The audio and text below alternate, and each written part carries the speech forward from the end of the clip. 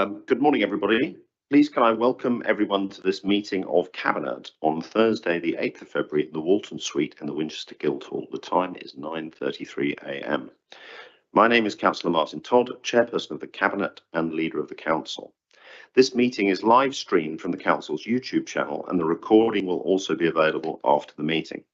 Subtitles can be switched on, and advice on how to turn these on is set out on our website. Can everyone ensure mobile phones are on silent, and can I remind members to use their microphones? In the unlikely event that it is necessary to evacuate the building, the fire alarm will sound. Please follow all the instructions given to you by our team. Can I welcome members of the public to the meeting this morning? We will invite you forward when it is time for you to make your contribution. Turning to the agenda. The first item of business is apologies for absence. I have no apologies for absence. The second item is membership of cabinet bodies, and I have no changes to cabinet bodies. The third item is disclosures of interest. Councillor Porter. Becker wants to go first. Okay. Councillor Becker. It's making the same declaration that I made at Cabcom Housing in relation to item 9. I have a personal pecuniary interest in that paper, so we'll leave the room for that item. Thank you very much indeed, Councillor Becker. Councillor Porter. Thank you. I have a personal but non-pecuniary interest in all the items because the county council has mentioned that I am a county councillor. Thank you, Councillor Porter, and I need to make the same declaration. The next item of business is a request from councillors to speak, and I have requests from councillors Wallace, Bolton, Godfrey and Horrell. If I understand correctly, on the waste and recycling paper, councillors Wallace and Bolton wish to speak. On the household revenue account paper, councillors Wallace and Horrell want to speak. On the general fund, councillor Godfrey, if he is, who's on his way, and I've seen that traffic from the north today is quite hairy. On the capital investment strategy, councillors Wallace and Godfrey. Treasury management, councillor Godfrey, and the forward plan, councillor Horrell. I assume I've got that right. Good. I'm seeing thumbs up, at least from colleagues in the Green Party. The next item of business is public participation. I have two names listed, Mr. Perkins and Mr. Chafe. I believe Mr. Chafe may want to speak, or wants to say speak on the housing revenue account, but Mr. Perkins would like to speak now. Is that correct? That would be fantastic. If you would like to come forward and make your comments, that would be much appreciated.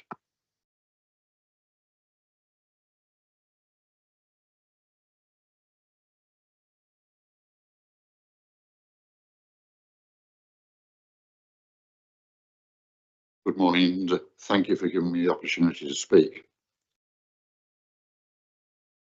I first made a complaint to the Cabinet in January 2023 with regard to the disabled toilet facilities in Winchester.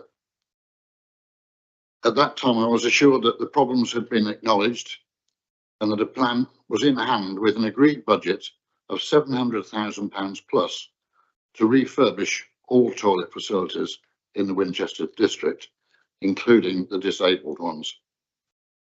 In July 2023, following my personal use of the disabled facilities in St Maurice's Covert,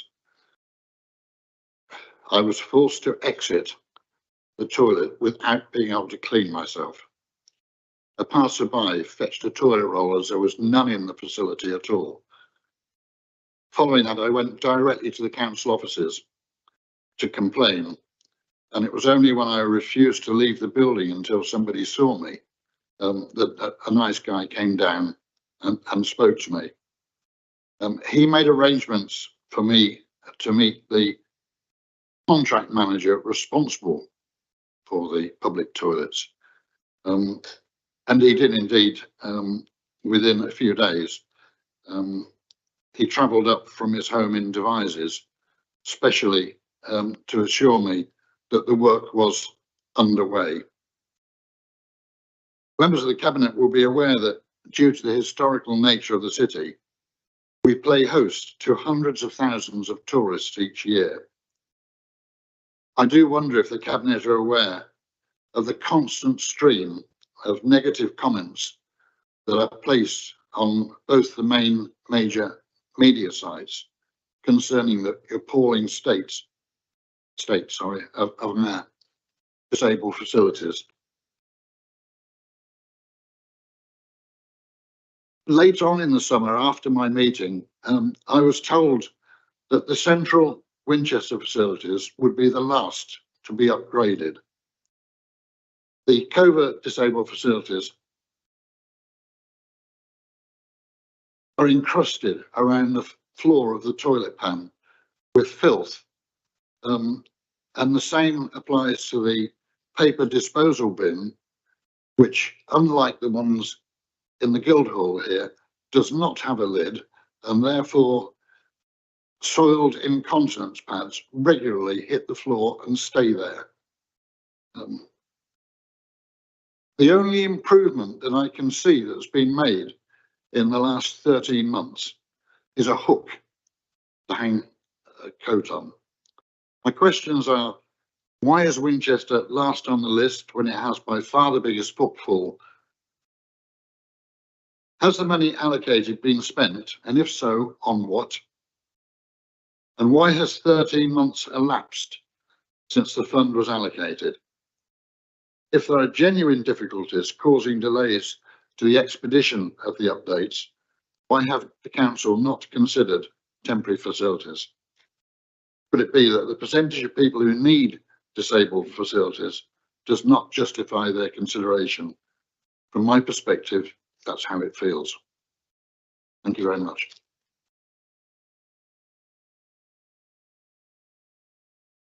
Thank you very much indeed, Mr. Perkins. And first of all, I know that you spoke to our former colleague, Mr. Hughes, after your experience in July 2023. But I would like to, on behalf of the council, apologise again for the experience that you went through. It's clearly unacceptable. And it is a very big priority for us to address this. We did in October 2023 add an extra an extra cleaner who only does St Maurice's Covert and Abbey Gardens. And since then, our level of complaints, or in fact, we've stopped having any formal complaints since that period, and we didn't have any over the Christmas period. However, I'm very aware that we are not where we want to be in terms of the quality of public toilets in our city centre. The formal approval for funding happened in October. The officers then developed the work specifications, draft contracts and tender, and went out to tender to ask for outside contractors to take on the work. Unfortunately, we didn't have a response from any contractors, but we have identified a route using an existing contractor to do the work. We have also looked at the order in which the upgrades will be done, and it is the intention that the Market Lane toilets will be done first. In terms of the specific issues you mentioned, such as the nature of the bin, I will ask officers to see if there is something that can be done more quickly than that. The intention is that the refurbishment works at Market Lane should start before the end of February.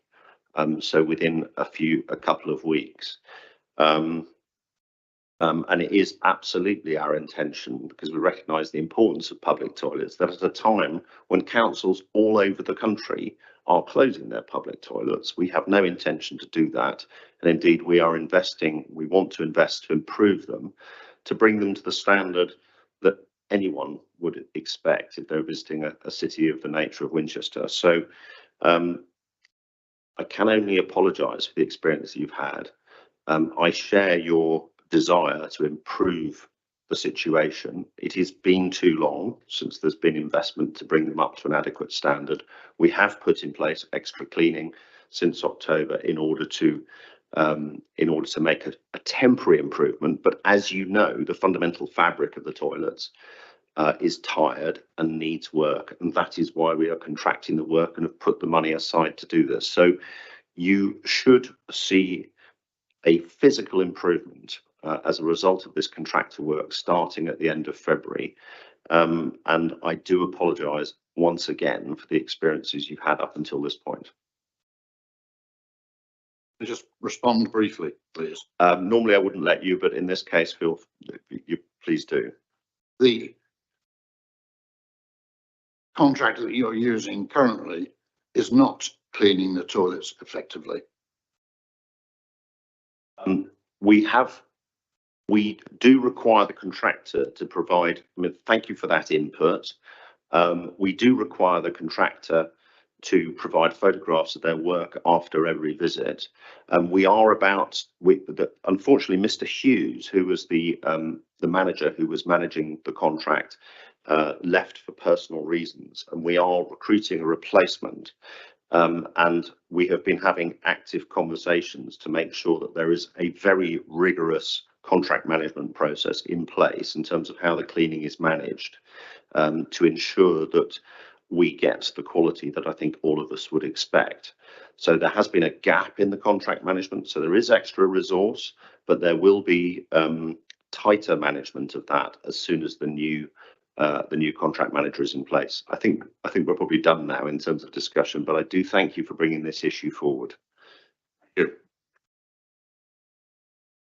Good. So, and thank you again for bringing up those issues. It is useful. We take it very seriously when residents come to us with issues where we need to improve, because we are always trying to improve as a council. The next item of business is the minutes of the previous meeting. Cabinet, do you agree with the minutes as a correct record? Thank you very much indeed. Colleagues, the next item is Cabinet member announcements. Councillor Lerney, I believe you have a couple. Just one, Leader. I'm very pleased to announce that 8 770-litre glass collection bins have been placed in the recycling area at St Catherine's Park and Ride, following the removal of glass bins from Hampshire's waste and recycling centres, and also changes to recycling provision in local supermarkets. It's been clear that we do need some extra provision, and I think this is very good news. And of course, it's very close to the HWRC, so we would encourage people that if they do have glass, that they make visits to both at the same time.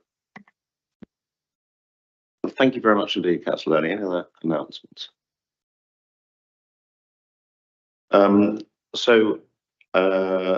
The next item of business in front of us today is the waste and recycling strategy.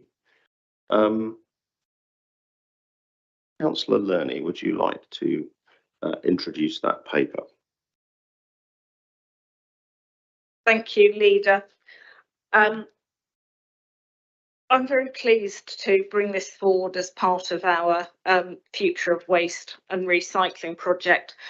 While at this point it's principally an update, allowing us to move forward in principle before a more detailed decision later in the year, as we receive more detailed costings and the position of the County Council as Waste Disposal Authority is clarified.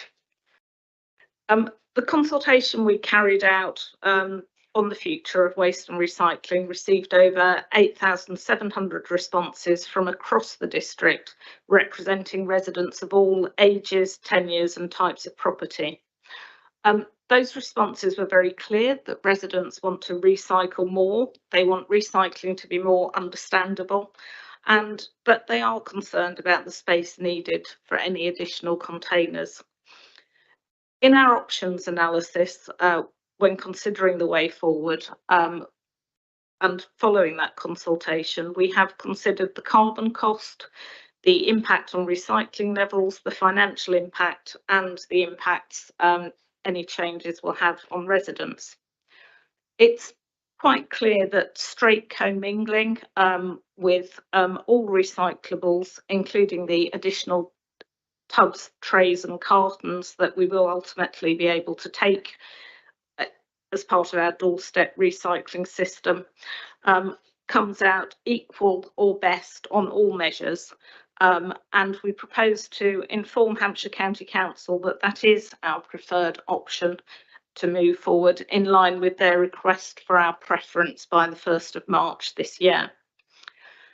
Health and Environment Policy Committee gave the consultation and policy full consideration and scrutiny at its meeting on the 22nd of January, and this is covered in section 6 of the paper. They unanimously supported commingling as the preferred option. There is a small correction we need to make to recommendation 1 in the paper, which should read paragraph 11.40 rather than 11.45. But that recommendation does refer to our intention to inform Hampshire County Council that they be advised that full commingling is our preferred option.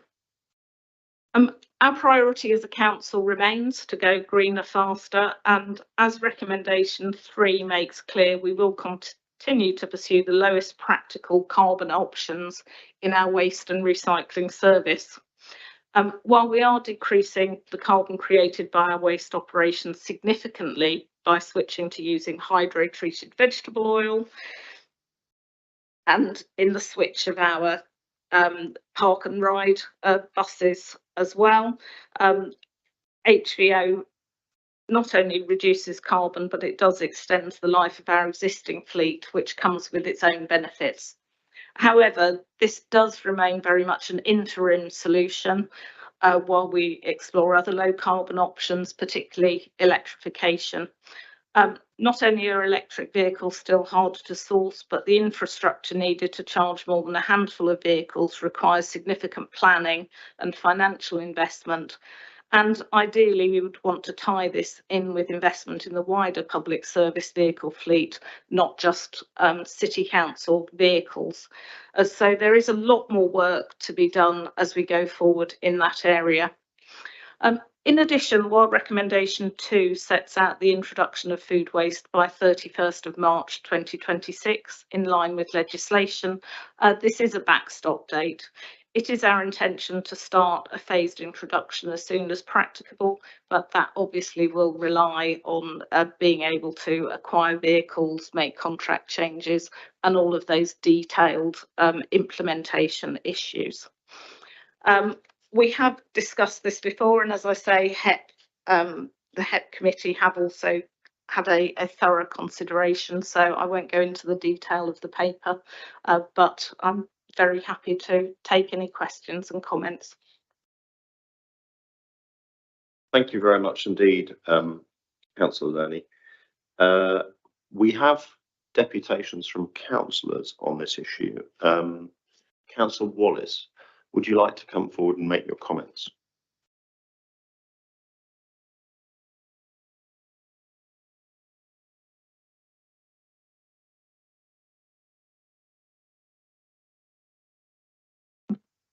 Thank you, Chair. As councillors know, this is one of my favourite topics. I know how important recycling is to our residents, and I know how much effort our waste management officers at Winchester have put into plans for improving our waste collection service. However, like many of our residents, I'm incredibly disappointed at how long it has taken to get a new waste management system in place, and the blame for this lies squarely at the government's door, who have not treated this critical environmental issue with the priority needed. Local authorities have been waiting years for an agreed approach to collecting recyclable waste. Firstly, it took nearly 3 years from when the bill was first introduced in the Commons before the Environment Act was passed into law. This has been followed by 2 years of delay in announcing details on the implementation approach. Meanwhile, every step forward has been greeted with great fanfare despite the glacial pace of progress. Just a couple of months ago, our Prime Minister claimed to have scrapped a plan to introduce 7 bins for waste and recycling, when this was never even government policy. In the meantime, local authorities have been left guessing about what to do. Winchester officers, as the authority responsible for curbside collection, have been planning for different collection scenarios. Hampshire officers, as the authority responsible for processing the waste, have been working on the design of a new materials recovery facility. But both have effectively been blindfolded, delaying investment in the practical steps needed to deliver the system to households. Even now that more details have been announced, some key information is still missing, including, for example, it's still not clear how much funding will be available to support the increased running costs of a more comprehensive waste service. Coming from a business background, I'm shocked and appalled at how badly the government has managed this whole programme, and I have every sympathy with our officers trying to deliver in this ever-changing environment. My first question is, how much money has been spent on investigating different waste collection scenarios, and how much of that money has been wasted due to government delays and policy changes? Secondly, the administration has chosen to fuel refuse collection vehicles using HVO as an interim solution. As you are aware, studies have shown biofuels simply moves carbon emissions to lower down the supply chain. So whilst HVO will reduce Winchester Council's own carbon footprint, there is a significant risk that it will not reduce overall carbon emissions and in fact could increase them.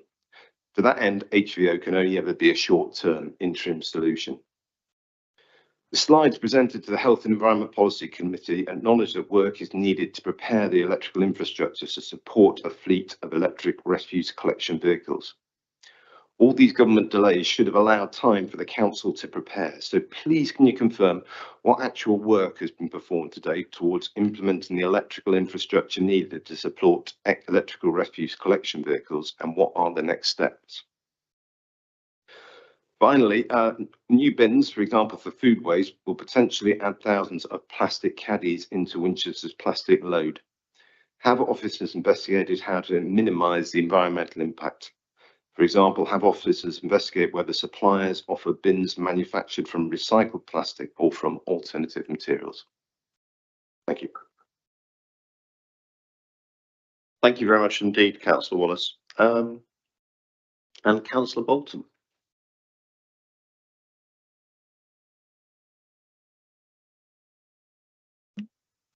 Thank you, Chair. Feels like there's a general election coming, doesn't it? Thank you for giving me the opportunity to address Cabinet this morning.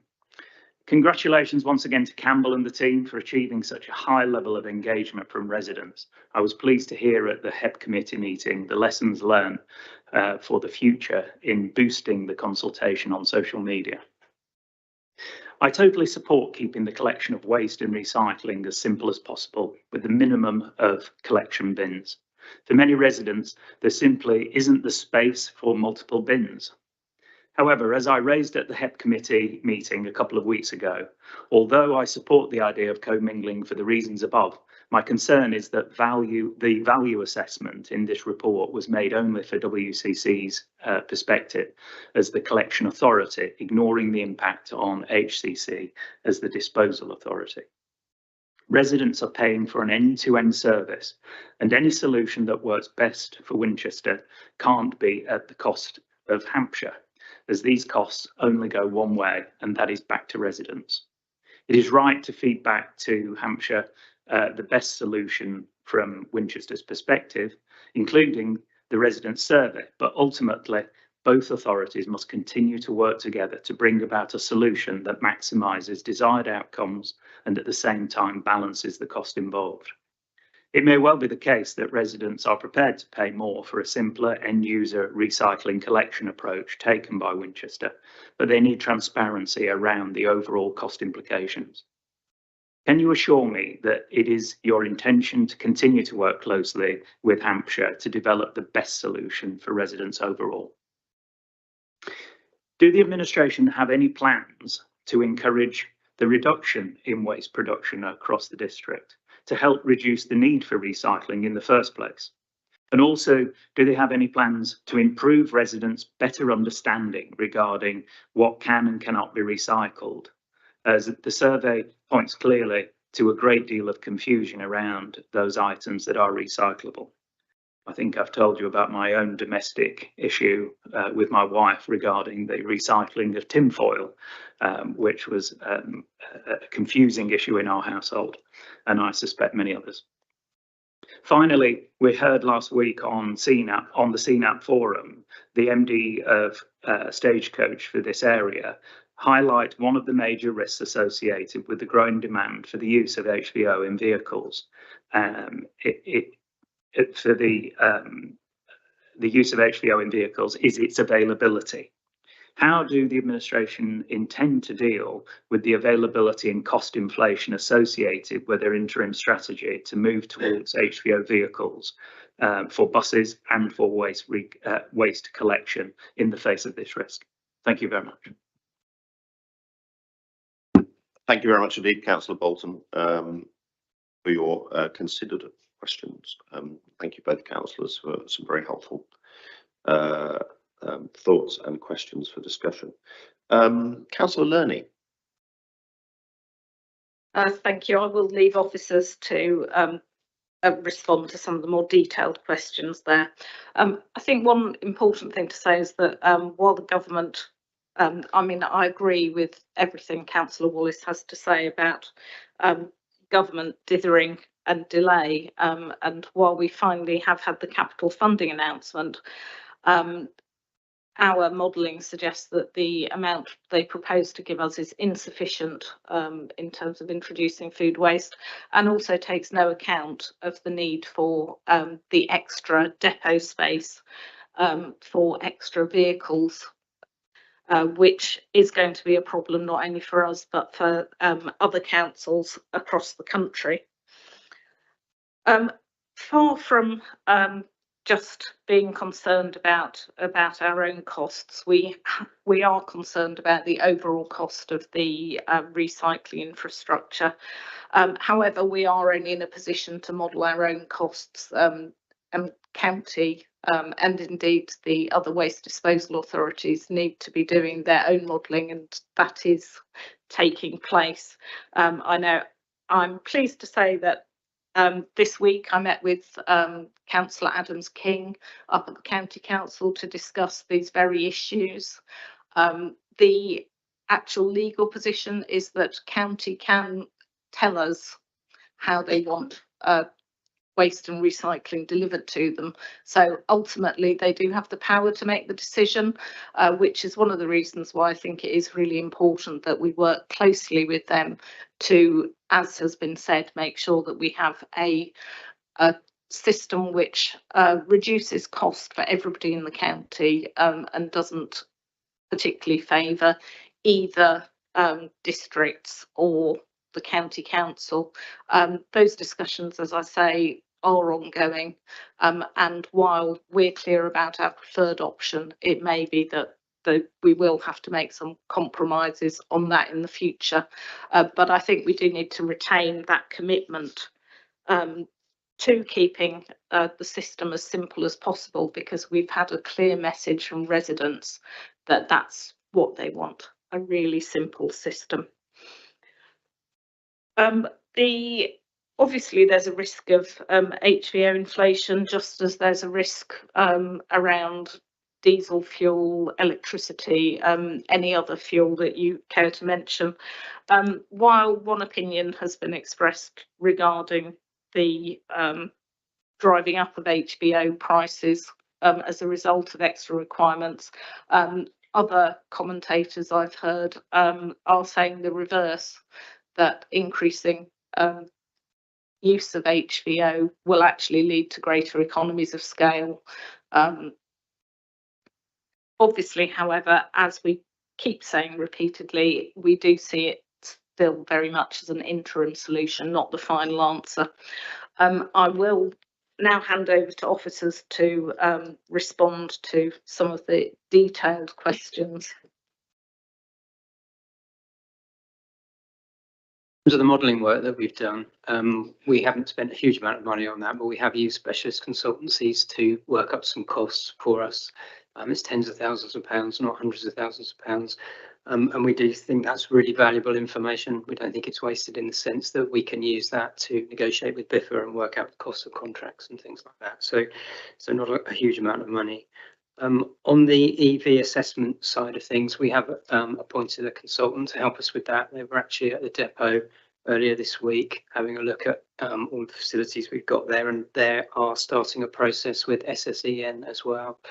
That's a formal process to see how much energy supply there is in the area and how that might increase in the future in relation to our needs. And obviously BIFA are doing their own work as well around available electric vehicles for food waste in particular, because these are quite new to the market, and they're having a look at those. We're getting some information for them to have a look at. We're looking at the charging requirements of those vehicles and how we might do that. So all of that work is underway and moving forward. And I think Campbell can answer the question about this. So we will have to do some further engagement with residents about what exactly the bins look like and how we use them. But I think from our recent experience with our garden waste bins, which are 100% recycled material, I think it's fully possible to order and engage with suppliers, and we'd want to make sure that any new garden waste bins, food waste bins and food waste kitchen caddies are made from recycled material. So I think we would continue to do that.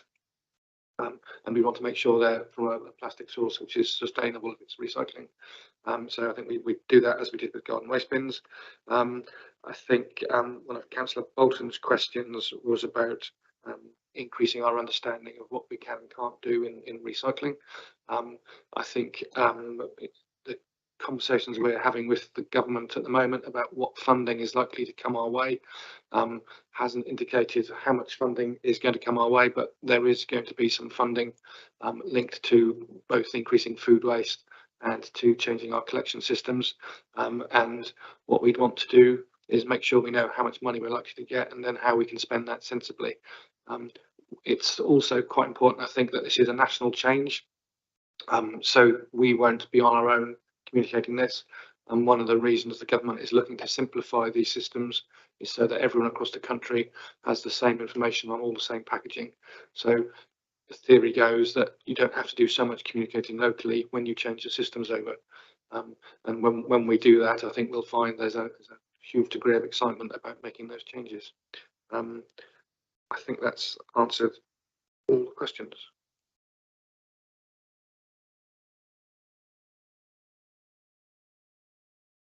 Yes, I think that probably does cover everything. I think there is a slight question. I wasn't entirely clear whether the question about reducing waste across the district and recycling was something that would or could happen if there's any low-hanging fruit we could communicate ahead of the wider changes. The reduce, reuse, recycle mantra is still very strong throughout the Project Integra system. One of the advantages of the entire county moving to a single collection system will be that it will be much easier for us to communicate with residents across the whole county about recycling, but also particularly about that reduce and reuse part of the equation. So there will be economies of scale, but that has been a constant topic of discussion in Project Integra, and it's certainly something that we'll be looking to reinforce as we start communicating with the public about changes coming forward. Thank you very much indeed. Colleagues, do we have any other questions from fellow Cabinet members? Councillor Porter. Thank you. All the residents I speak to are very enthusiastic about all of this.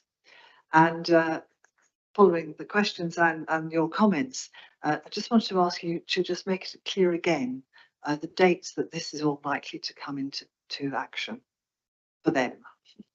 Because obviously preparation takes a lot. Yes, obviously there are two parts to this, one of which is the introduction of food waste recycling, which is something which is within our control to a degree, but is very reliant on things like delivery timescales for trucks. As I mentioned, it will obviously be subject to contract renegotiation and so on, which will mean quite a few decisions will need to be made before we get there. So that March 2026 is a backstop date by which we expect to have rolled out food waste across the whole district, but we anticipate a phased reduction before then. More complicated is being able to put additional items in the recycling. The pots, tubs and trays that everybody's really keen to get into that recycling bin is reliant on Hampshire County Council's new materials recovery facility. The fact that the government has allowing councils to do full commingling has obviously thrown the initial decision that was made to move towards a twin salt system with containers including glass in one bin and cardboard and paper in another container. That has thrown that all up in the air, so it's being looked at again. But there are complications about the site for the new MRF in Eastleigh, which obviously was designed for that twin stream system, and we're now potentially looking at it being quite different, which means different numbers of lorry movements. So that will require the county council to make some decisions around that, which we're anticipating in the next few months, but probably not until after the election. And who knows how long it will take them to construct it. So it would be fantastic if I could get residents to, if I could allow residents to put more in the recycling bins right now. But unfortunately, we are waiting on all these different building blocks to be in place.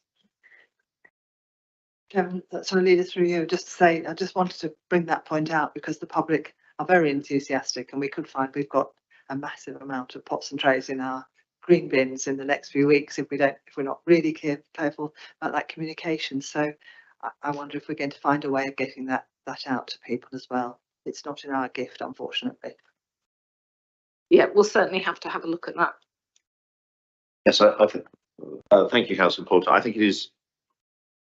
And that is one of the things that should inform our work on communications. I mean, that is one of the questions about communication, which is if we start telling people now not to put pots, tubs and trays in their bin, and then we come back and tell them to put them in their bin later, that's a mess. So probably the best thing is just to keep quiet for the time being. Then there are some things, and I've got a couple of questions, and if there's any other questions, there are some things where we can do things now. So, for example, it wasn't clear from the survey that went to HEP that people understand that they can leave out small electrical appliances in a bag next to their bin and that we will pick them up. Similarly, you can put electrical batteries in a bag on top of your bin and we will pick those up and they will be recycled. So I wondered if there's anything more we can do on that. There is a discussion also, I have a couple of questions about timing. I mean, I'm very keen that we go as fast as we can on food waste and March 2026, but presumably there is a risk on trucks since there is the entire country is ordering, left-hand drive waste collection vehicles simultaneously, more or less, and it's one of the reasons why we need to go fast. Right-hand drive, sorry. No, I was thinking of street sweepers. Right-hand drive, whichever it is, whichever way round it is, the British way round. Right-hand drive trucks simultaneously. So that could be quite punchy for the manufacturers. So then presumably there is a risk on that. We are saying we'll go as fast as possible. We'd like to have it in place by March 2026. We'd actually like to go faster, but there's potential risk if the trucks aren't available. And similarly, this question for Hampshire, I mean, my understanding, coming back to the point made by Councillor Bolton, is what they've asked us for by the end of February is our preferred option. And that is what we are deciding today. But that is not the end of the discussion, because what is becoming, and they've asked us effectively for a agnostic, as if they were agnostic about the outcome. I think they're now discovering that they're not agnostic about the outcome. But this isn't precluding further discussion as to what option we might end up with later on. So those are my sort of three things to explore. Yeah, clearly there is a risk on food trucks. The message we're receiving is that while obviously that is a risk because of the work we've already done, we are in a better position than a lot of other authorities. So we're hoping to be relatively close to the front of the queue. I don't know if officers want to add anything to that. I think it is a risk, absolutely. And the sooner we can get to the position where we can put an order in and be at the front of the queue, the better. And we are considering this at the moment, and it will be picked up in the report in March that we're bringing back to Cabinet. There's also the dilemma there with electric vehicles, and I won't go into details, but they're just coming onto the market now and being tested. So the point we order vehicles and how many electric vehicles all needs to be weighed up and costed and modelled, and that's all the work that we're doing at the moment. But yeah, we're very aware of that risk. Yeah, and as you say, Leader, in terms of the county council, they have just asked us for a preferred option, which is what we're indicating today. That does not mean that that will ultimately be the recycling system we'll introduce, because we are dependent on those county decisions. And can you remind people, or will you just take the fact that I've just asked you a question about it as a sufficient reminder that people can recycle batteries and electrical appliances on the doorstep with Winchester City Council, unlike many other authorities? Yeah, and picking up on that, I think we do need to have a look at promoting that much more. I mean, what was very clear from the survey we've done is that people don't really understand the recycling system. A tiny fraction of our population actually get it right when you ask them what they can and can't recycle on the doorstep. And clearly that is something which over the next few months we can promote further. Some of the things that we can do to help with the introduction of food waste will be, for example, revisiting our bin rounds early, which potentially also has significant carbon benefits in reducing the need for bin lorries to be running backwards and forwards emptying. So that reorganisation of bin rounds will be a big opportunity to have a lot more communication with our residents. Great. Thank you very much indeed. Cabinet, any debate on this paper? Councillor Thompson. Thank you. Yeah, just a few comments to make. Really welcome the paper and very happy to support the recommendations, particularly the ones surrounding food waste. And I'm really pleased to hear that although we've got a time deadline, we hope to bring a food waste system in a phased way. So hopefully even before that deadline of 2026. Really, the terrific response to our consultation on recycling, as we've said, really just shows how much our residents are really care about this issue and really want to be involved in what they can put in their bin. And I absolutely agree that a co-mingling and an easier system for residents to understand has to be welcomed, and fingers crossed that the county will agree with our preferred option too. It has been a huge amount of time and effort put in by our officers to reach this point, and I recognise that any implementation of whichever system comes forward is going to need really careful handling to ensure that we do have a smooth transition to whichever system that happens to be. Just wanted to have just make a few points that whilst this paper sets out our preferred option for residents, of course the business community also will be having to change the way they recycle too, and they've got an earlier deadline to start food waste, which is I believe 2025. Together with having arrangements in place for the extender producer responsibility, as well as a deposit return scheme. And they will need help from us and advice to make sure that they're kept up to date. I have been in touch with the local economy team here at the council, and we will be working to ensure that businesses are supported and aware of any new legislation coming forward. And we'll be liaising with business groups and networks to ensure that they are all kept up to speed on this really important topic. Thank you. Thank you very much indeed, Councillor Thompson, for raising that point. It's a very important one. Councillor Porter, did I see that you wanted to say something? Yes, please. Thank you very much. I pretty much everybody that you talk to wants to be an enthusiastic recycler, so it's really good news. I just wanted to say again, thank you to all the people that completed the survey. That survey has really provided an awful lot of information to us and to the cabinet member and to the officers, which has been absolutely vital. So when people say, oh, I can't be bothered to fill in that survey, it really matters to fill in a survey, and that information really helps. And knowing the information about those people as well, I know many people felt they didn't want to give that information, but majority of people did. And knowing whether someone lived in a flat, what age they were, was really helpful, and whether they had an assisted delivery was really helpful and will help the officers. And I'm really pleased that they will manage through the survey to continue that debate and that conversation with people to get this absolutely right. So one size won't fit all.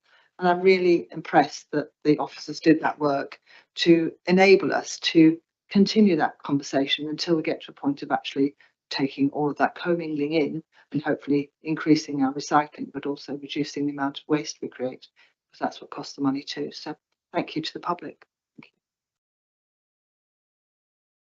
Thank you very much indeed, Councillor Porter. Any other comments? Councillor Lerney, any final thoughts? I'd just like to thank members for their support, and indeed, as Councillor Porter says, thank residents for filling in the survey and giving us that incredibly useful information and that route to further communication.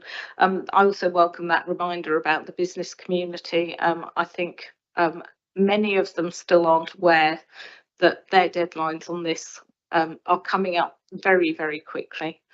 And we are already aware of issues we have with business bin collection, which we do want to sort out, and we look forward to having a new street scene manager in place to help us with that. But we're still at the start of the journey on this. There will be a lot more papers to come. There will be a lot more decisions to make. But I think officers are doing a fantastic job at moving us forward. As I've said, we're actually in a much better position than other authorities, not only across the country, but in the rest of Hampshire. But we look forward to finally getting this in place. Thank you very much indeed, Councillor Lerney, and thank you for all your work on this as well. And I share your gratitude and thanks to the officers for all the work that they're doing. We're very clear that as an authority, we want to go greener faster. Improving our recycling service on the fastest possible timing is part of that. And one of the things I really appreciate with the way that we're doing it is the way that we're listening to people and understanding their different needs and putting the resident experience at the heart of how we're going to improve recycling. And my hope is very much that we continue to keep listening. We use the results of the survey that we've had to tackle thorny issues like how do we help people living in with communal bins and in other scenarios improve their recycling as well. But I'm pleased that we have that in hand, and that with the approach that we're already taking, I hope will be, or should be, will be the approach we continue, where we do this jointly with residents. We keep listening, understanding their wishes, demands, how we can do this in a way that fits in with their lives. We have 3 recommendations. I would also fully support the comments you made about trade waste. We had a very good discussion about this at the town forum, and I'm very pleased to hear that Councillor Thompson will be working with the local business community to drive this ahead, alongside the work that we do on the street scene to make sure that trade waste and the improvements in trade waste collections happen in a way that's consistent with maintaining the special environment of our city, market towns and business areas right across the district. We have 3 recommendations in front of us. The first one is that following the resident feedback and the options appraisal in paragraph 11.40, the preferred option is a commingled recycling collection service, collecting a wider range of materials, and that Hampshire County Council be informed accordingly. The second is that we seek to introduce a separate collection of food waste by 31st of March 2026 via the Council's current contractor Biffa, including to provide quoted prices for the required food waste collection vehicles. And thirdly, agree that the Council will pursue the current lowest carbon viable options as a priority for service delivery. Cabinet, do you agree with those recommendations? Agree. Thank you very much indeed. That is agreed. Moving on to the next paper, which is the housing revenue account. Councillor Westwood, would you like to introduce this paper? Thank you, Leader. The HRA is experiencing an unprecedented financial challenge. This is of magnitude never seen in the sector since we took over responsibility for self-financing our social housing business from the previous government subsidy scheme back in 2012. The HRA is operated as a ring-fenced landlord account for the provision of social housing to our tenants. It must self-finance, and to ensure financial stability, the rents and service charges must be sufficient to fund the expenditure incurred to own, operate and continually invest in the properties. The financial planning horizon for the HRA is 30 years. It must annually produce a viable 30-year business plan to demonstrate its ability to self-finance and show it has capacity for ambitions to deliver new affordable homes for people across the district. This paper is on its 3rd journey through committees this week. It's previously been aired at the Cabinet Housing Committee on Monday, and I will cover the feedback that I received as I go through the report there. It was also reviewed at scrutiny on Wednesday evening, and I'm really grateful for the helpful input that we were given at scrutiny on Wednesday evening, and clearly we're going through it again today. Leader, you're speaking to me? Tuesday, sorry, Tuesday. I'm missing all my days this week, Tuesday. So I will cover the points that were raised in those 2 committees as we go through. We are in a period of high inflation, which is slowly reducing, but interest rates are higher than experienced over many decades. In addition, we've had building costs increase by 23% over the last year and 58% over the last 2 years. And the cost of living crisis is not going away. It's hitting our most vulnerable tenants hard. We're proud to have over 5,000 council homes in the Winchester district. To improve the energy efficiency of our homes, we're investing £45 million into retrofitting the fabric of our council homes to lower tenants' energy costs and to provide warmer and more comfortable homes. But we have to prioritise how and when we spend our tenants' money to deliver best value. And it's right that we now have 2 significant work programmes that both improve the quality and comfort of our existing housing stock, alongside delivering more new, highly efficient, energy efficient new homes. Increasing the rent for our social housing and affordable housing is always a difficult decision. However, we have to balance this with our need to have a balanced HRA and the real need for more affordable housing and the need to upgrade our existing homes to provide tenants with warmer homes that are less expensive to run.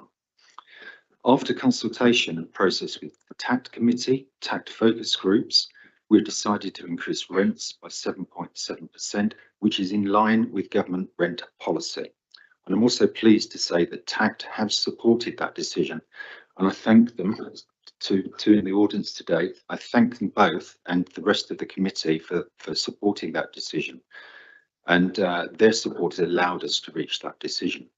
In terms of feedback from scrutiny and other meetings this week, I again thank Mr. Perkins for his comments at the Housing Cabinet Committee on Monday and his expression of thanks in the way that we approached the discussion this year, being very open, visible, using pictorial ways of showing what we need to spend and the money that we need to be able to deliver the services. So thank you very much for the input there. We also, at the scrutiny committee, then there was a discussion about investing into our services, and the discussion there was around the proposed 7% increase and the impact on our services. And yeah, I'm pleased to take the comments on board there. That the 7.7% is allowing us to drive improvement programs through our service delivery in terms of reacting to the Social Housing Act and the need to better hear and act upon the voice of our residents. So, you know, I really appreciate the input and the conversations we had at scrutiny earlier in the week. I'm able to present today a viable and sustainable business plan, which not only includes the £45 million to go greener faster by retrofitting our homes to bring them up to a decent homes energy standard, but also reaffirms our commitment to the 1,000 homes target, albeit over a slightly longer period. The HRA business plan is carried out annually, and all assumptions are revisited and undertaken afresh each year. So when the economic situation improves with interest rates and building costs at more reasonable levels, we will aim to deliver our 1,000 homes target earlier and indeed look to exceed that target. Again, turning to so helpful input from scrutiny, we talked about the ability to drive new homes into our rural areas alongside working with larger developers, which I'll cover in a second. But you know, I fully accept, and we will be planning for, and as part of our housing strategy, that we will be developing new homes in rural areas as we drive forwards and through our plan. Now, clearly, those new homes in those rural areas need to be demand-led, and we will be looking at closely the demand that we're seeing on Hampshire Home Choice and the demand across the district as to where we should be building and developing those new homes. In order to be viable, the business plan assumes several changes in strategy from previous years, and these are detailed in the report. But in summary, they include the continue the new approach of acquiring more homes from developers alongside our previous approach for building new homes. With the cost pressures, it's very clear that there is we can bring new homes into our portfolio by working more closely with developers and exercising the S106 rights to work with those builders and be able to still drive to meet our 1,000 homes target. But as I said, the other side of the coin is that we do need to still drive homes outside, new homes outside of those major development areas. And I refer back to my comments on building in rural areas, and that is a continued part of our strategy and will be led by the demand requirements we see in the rural areas. We have a £400,000 revenue savings plan for the housing service. So there has been, again, conversation at scrutiny this week. There has been consultation with the staff and unions, and that consultation has now concluded. And the intention now is to structure the staff and the service delivery in a way that it allows us to improve the effectiveness of our services, and also to drive economies within our service delivery and within the staff actions. So kind of in line with the overall council's TC25 programme, this is equivalent type of action within the housing area. The third point, disposal of surplus assets to help fund the increased greener, faster capital, invest in our existing homes. So we recognise the need to make the best value of the assets that we hold. So we will be looking to dispose, and details are in the paper, of surplus assets over the next planning period, and you know, that will help us be able to provide the capital that we need to drive again forwards our new homes, and also some of the capital that we need for our retrofit programme. The fourth area is to invest in and digitalise and modernise our processes to make them more accessible, simpler, quicker and easier for our customers, and also to make it possible for contact to be online 24/7 for those who prefer it. And that is really, really important. The feedback from our customer satisfaction service, tenant satisfaction surveys that we run in the middle of last year, is that the way we deal with our property repairs service and repairs and maintenance is a real differentiator. This is what people would like to see, the performance there improved. And so we will be investing both to modernise our processes and potentially the underlying IT systems as well. In the report, Cabinet have been asked to note these assumptions, and those will be taken forward and recommended to Council in February 2024 at the full Council meeting. Additionally, Cabinet are asked to approve the HRA budget and business plan items that are in the recommendations. Some of the specifics to pull out there is that the average formula rent increase for affordable and social housing of 7.7%, which is in line with government rent policy. A cap of 7.7% increase in tenant service charges for 24-25. The future disposal policy for the next 8 years, specifically the disposal in principle of Barnes House in 24-25. Again, I refer back to the helpful comments at scrutiny on Tuesday evening around Barnes House. This is a property that is it's not fit for purpose at the moment for temporary accommodation, requires significant investment to bring it up to the correct standard. And the preferred route forward is to dispose of Barnes House and to reuse the capital to invest back into future new homes acquisition process. Alongside that, we like every other authority, are experiencing increased temporary accommodation pressures. And so the discussion at scrutiny was around, should we be considering keeping Barnes House? But the route forward is that the Barnes House we will agree in principle to dispose. We will have a review of that against the temporary accommodation requirements, and there will be a paper coming back to Cabinet Housing in later in the year around a TA strategy going forwards. And clearly all of our properties will be within scope for review there, but the preferred route forward is to dispose of Barnes House. Next point is a move to 80% market rents for eco-friendly new homes that meet the council's energy efficiency requirements, where the rent increase is more than offset by lower running costs. So we are developing new homes, and I refer principally to those that we've acquired at North Whiteley and the Winnell Flats development that is being delivered this month. Those homes and others such as Southbrook Cottages that we're developing are use significantly lower energy than many of our older houses. And as such, we're proposing to increase the market rent for those new homes that meet our energy efficiency requirements to 80%. The 80% would include the service charges.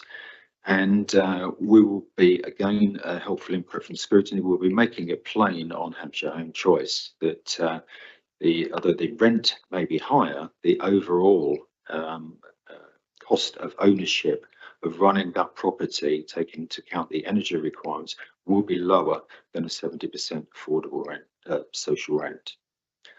And the final point here is that subject to further consultations and review of costs, and move towards full cost recovery for private and tenant connections to the council's sewage systems in 25-26.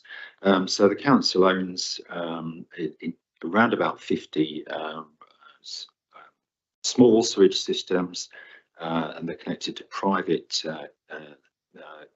owners and to tenants. And we have, like all of our services, we need to cover our costs on that.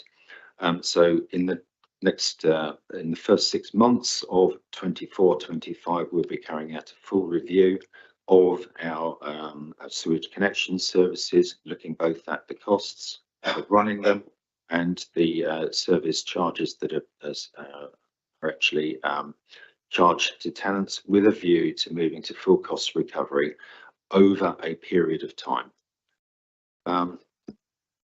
Despite the challenging circumstances we face, I think it's a strong plan that addresses those circumstances whilst improving the service to housing, to a service and housing we make available to current and future tenants who rely on them.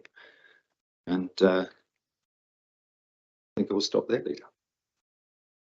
Thank you very much indeed, Councillor Westwood, for such a comprehensive introduction to a comprehensive plan as well, which is, I think, the important aspect, which looks at so many different aspects that we need to get right in this absolutely vital and essential area of the council's work. I have two councillors who wish to make I have a deputation or comment from the public. I don't know if Mr. Chafe wants to say a few words about this paper on behalf of TACT. Thank you for the opportunity. I'd wish to thank all the councillors and officers that have helped us on this journey with the HRA, explaining it not only to our committee, our support group, but general TACT members and everyone that that's been at those meetings supports the comments. Following up, a copy has been given to Democratic Services. Following earlier TACT meetings, we requested more details on how the account was constructed and what contained within it. We are grateful to all the council people for taking this on board, with display charts, detailed explanations provided to TACT. From the clarity of the details explains, it gave it so much more than with it. We are able to support the planned rent increase and service charge increase of 7.7%. The details have been also given TACT members a more informed view of all the implications that market inflation changes on various other elements and the housing revenue account. Thank you. Thank you very much indeed, Mr. Chafe, and thank you to all the work that you and your colleagues do on TACT as well. I have two councillors who wish to make comments. Councillor Wallace, would you like to come forward and say your piece?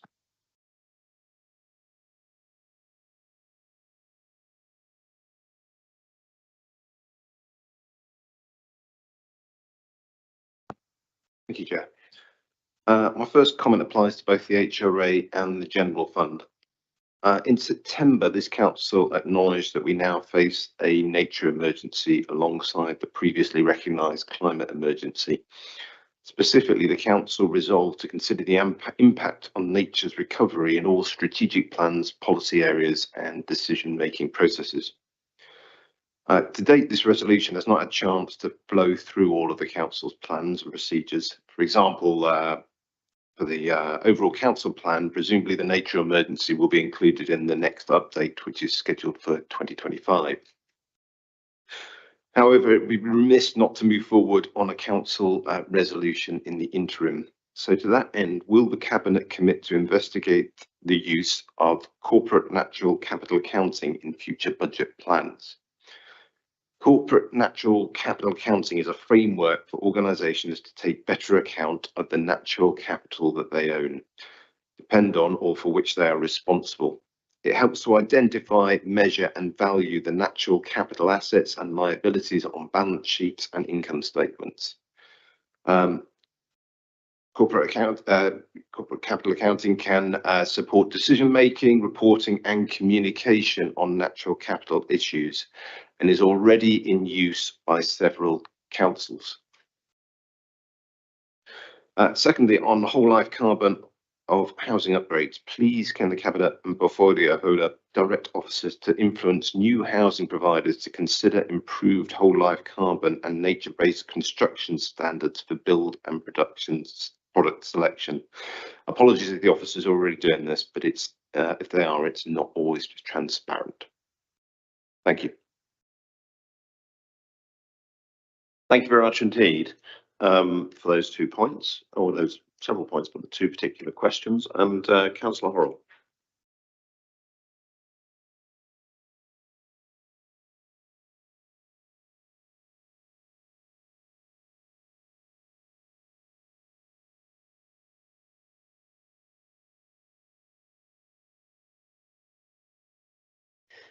Chair, good morning, and thank you for allowing me to speak to Cabinet today. And thank you to officers for the detail of the HRA and answering the questions to date. We've had an excellent discussion this week at Cabinet Housing and Scrutiny, sort of Groundhog Day, I think, probably for Councillor Westwood, but it has been useful to raise some particular points. I'm glad this morning to see on our seats as we arrived the notes from the scrutiny meeting held just 2 days ago.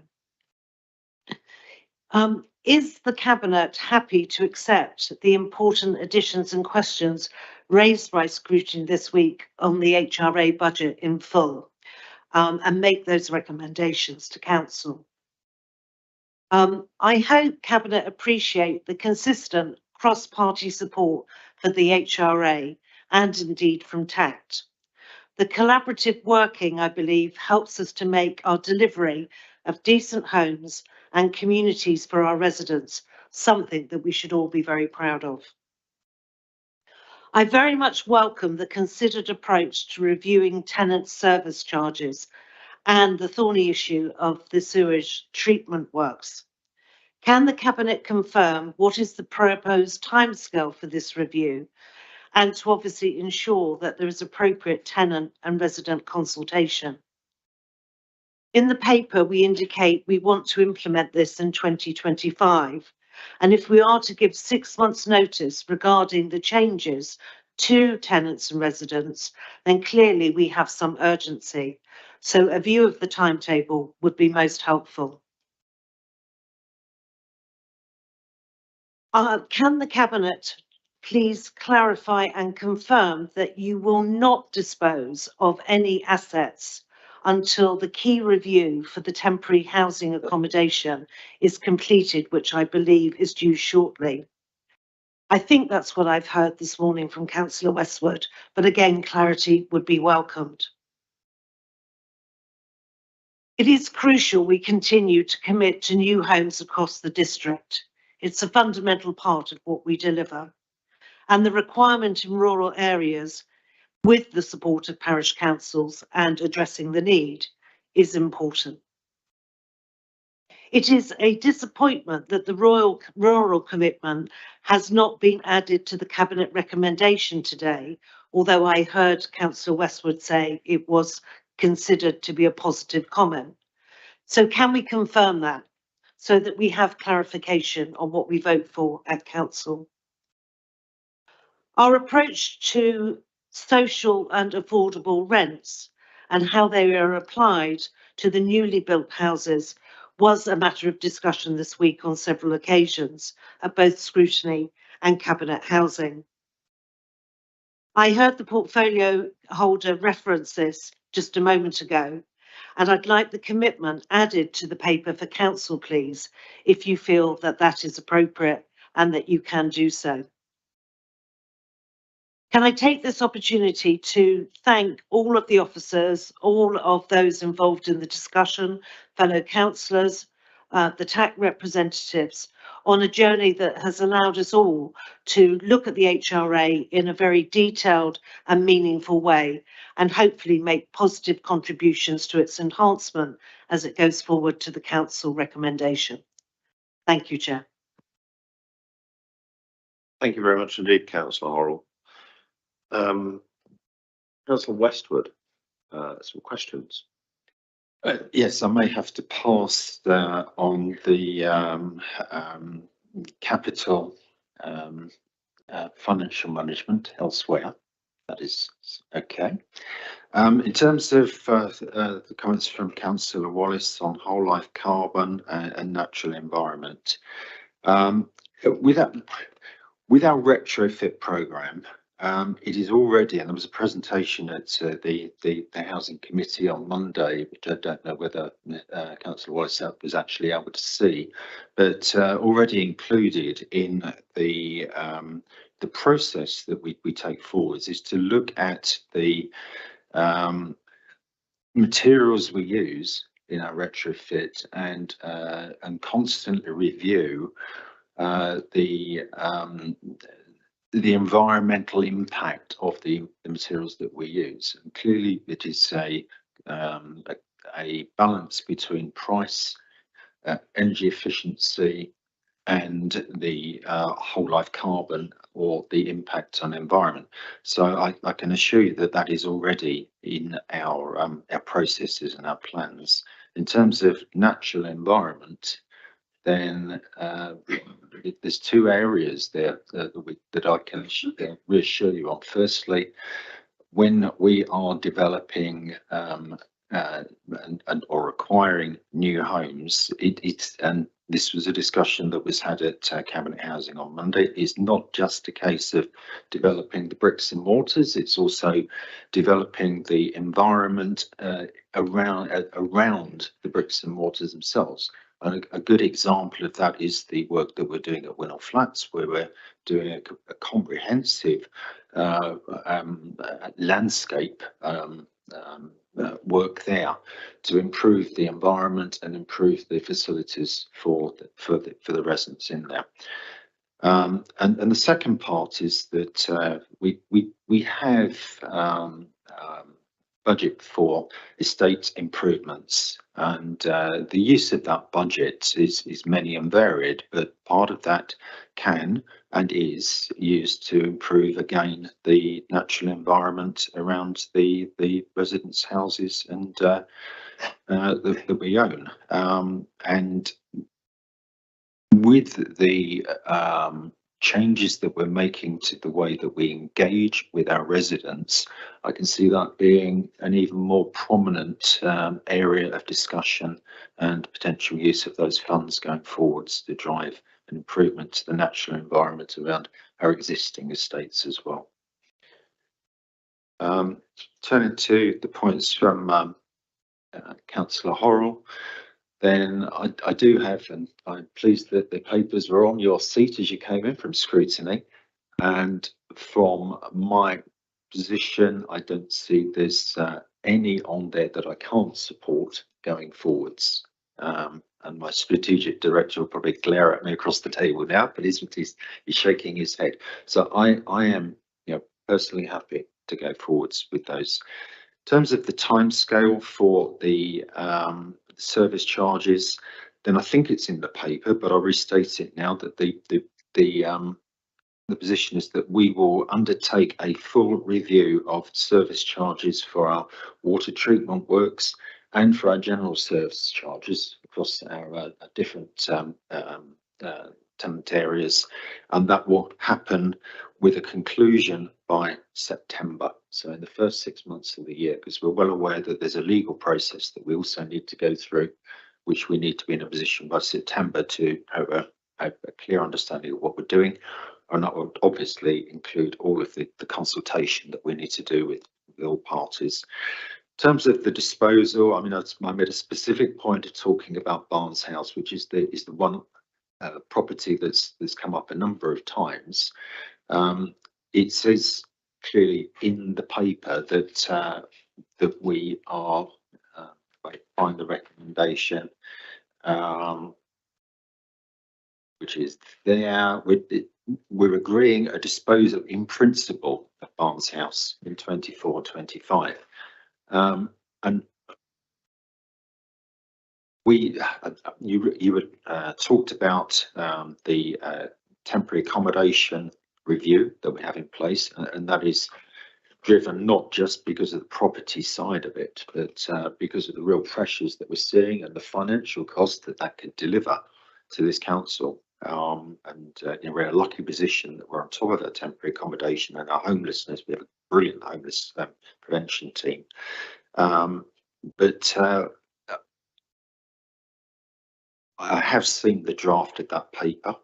I have seen the profile of accommodation that we need, and currently Barnes House is not featuring on that profile, but clearly when we pass that through the committees, then that will be part of the process to understand whether Barnes House does or does not play a part in our temporary accommodation going forwards.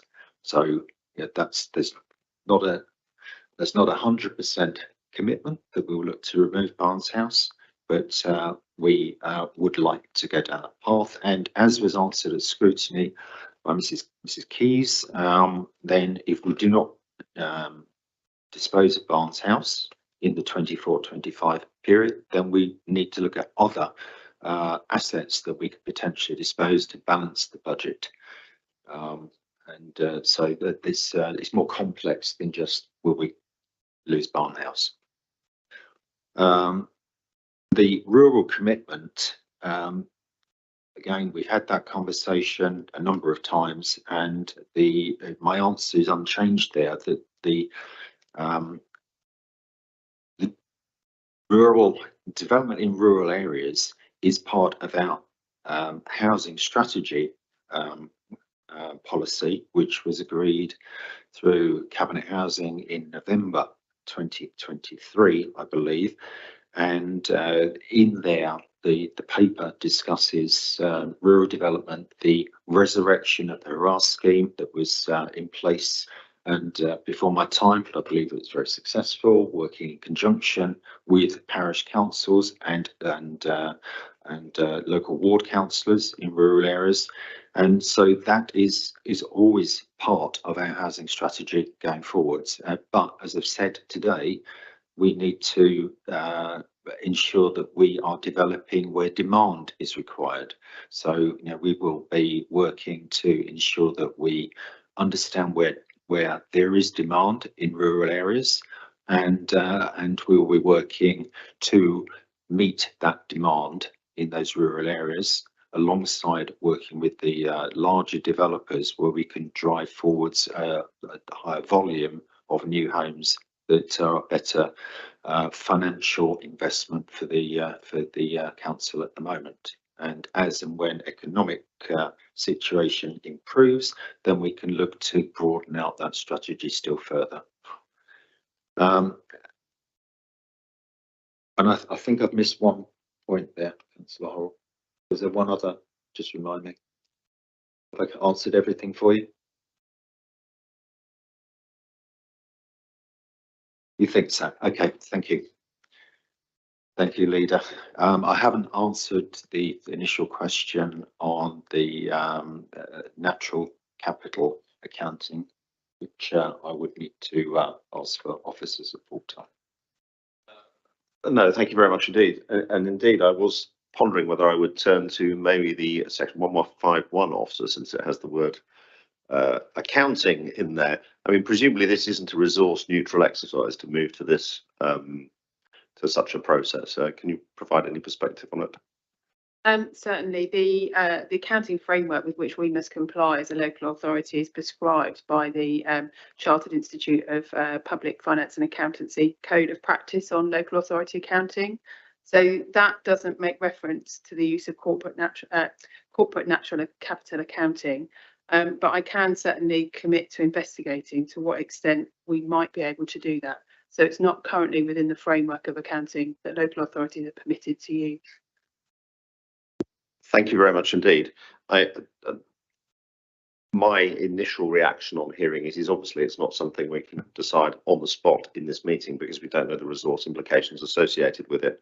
As you touched on, will be looking at our local at our council plan next year, next municipal year, not in 2025, and one of the things that I know I want us to look at as part of that are the governance and processes that we use to drive our carbon programme and our natural capital programme. And are there things we can learn from other things we've done within the council, such as, TC25 and the way we've used that to drive change within the organisation. And I'm sure it would make sense to look at not just natural capital accounting, but a clearer way of mainstreaming carbon when we did that. But I don't know if Councillor Lerney wants to make a response. Yeah, I think it's looking into this is fine. I would caution, however, that actually what we want to do is measure things which will mean we make an impact. I have had a look at this elsewhere, and generally it's been used by councils to say that parks are a good thing. I'm not sure that we actually need to be told that parks are a good thing and good for our residents' health and so on. So let's make sure that before we commit too much resource to doing this, we make sure that we understand the potential impact. Will it actually change anything we do as a result? Or will we just end up paying consultants to do something that just gives us a number? Thank you very much indeed. And I think the other thing to bear in mind is how it fits with other processes that we know we're going to be doing, such as biodiversity net gain, and understanding the measurement and impact of biodiversity changes through development, for example. And that might turn out to be focusing on doing that really well, rather than adding a new process on top, might turn out to be a better way of using our resource. I can even see Councillor Wallace nodding his head at that point. But Councillor Porter, are you going to say something similar? I'm really pleased that Councillor Lerney said that. She must beat me to the button, but I've actually been involved in a case where a small tree, the cost of removing that because of the value of its natural capital has actually held up a disabled facilities grant for over 12 months. And that's, absolutely terrible. We have to be very careful to make sure that our residents enjoy the natural capital and are not barred from other things because of it. In general terms. Thank you for reminding us of the world of hard choices, Councillor Porter. But I think the intent of making sure that we take a robust approach towards natural capital and biodiversity within our governance is a good one. There's a bit of me that says start with making sure the thing that we know we need to do, which is the biodiversity net gain, we do well, and then review whether there's anything else which will add genuine value to our decision making that can sit on top of that. Anyway, we're actually here to talk about housing revenue account, but I think that was a useful point that Councillor Wallace raised, and I'm glad he reminded us of it. Colleagues, do we have any questions to Councillor Westwood on his paper? Councillor Cutler. Really just a question about full cost recovery on sewage treatment works and the service charges. Can you guarantee that we'll also be looking at benchmarking the costs, and it's not a sort of carte blanche to recover costs however high they are? I can assure you of that, and that we've had extensive conversations around that. We need to look at the cost of operating these plants and whether we can provide better value for money before we determine how much we should be charging for them.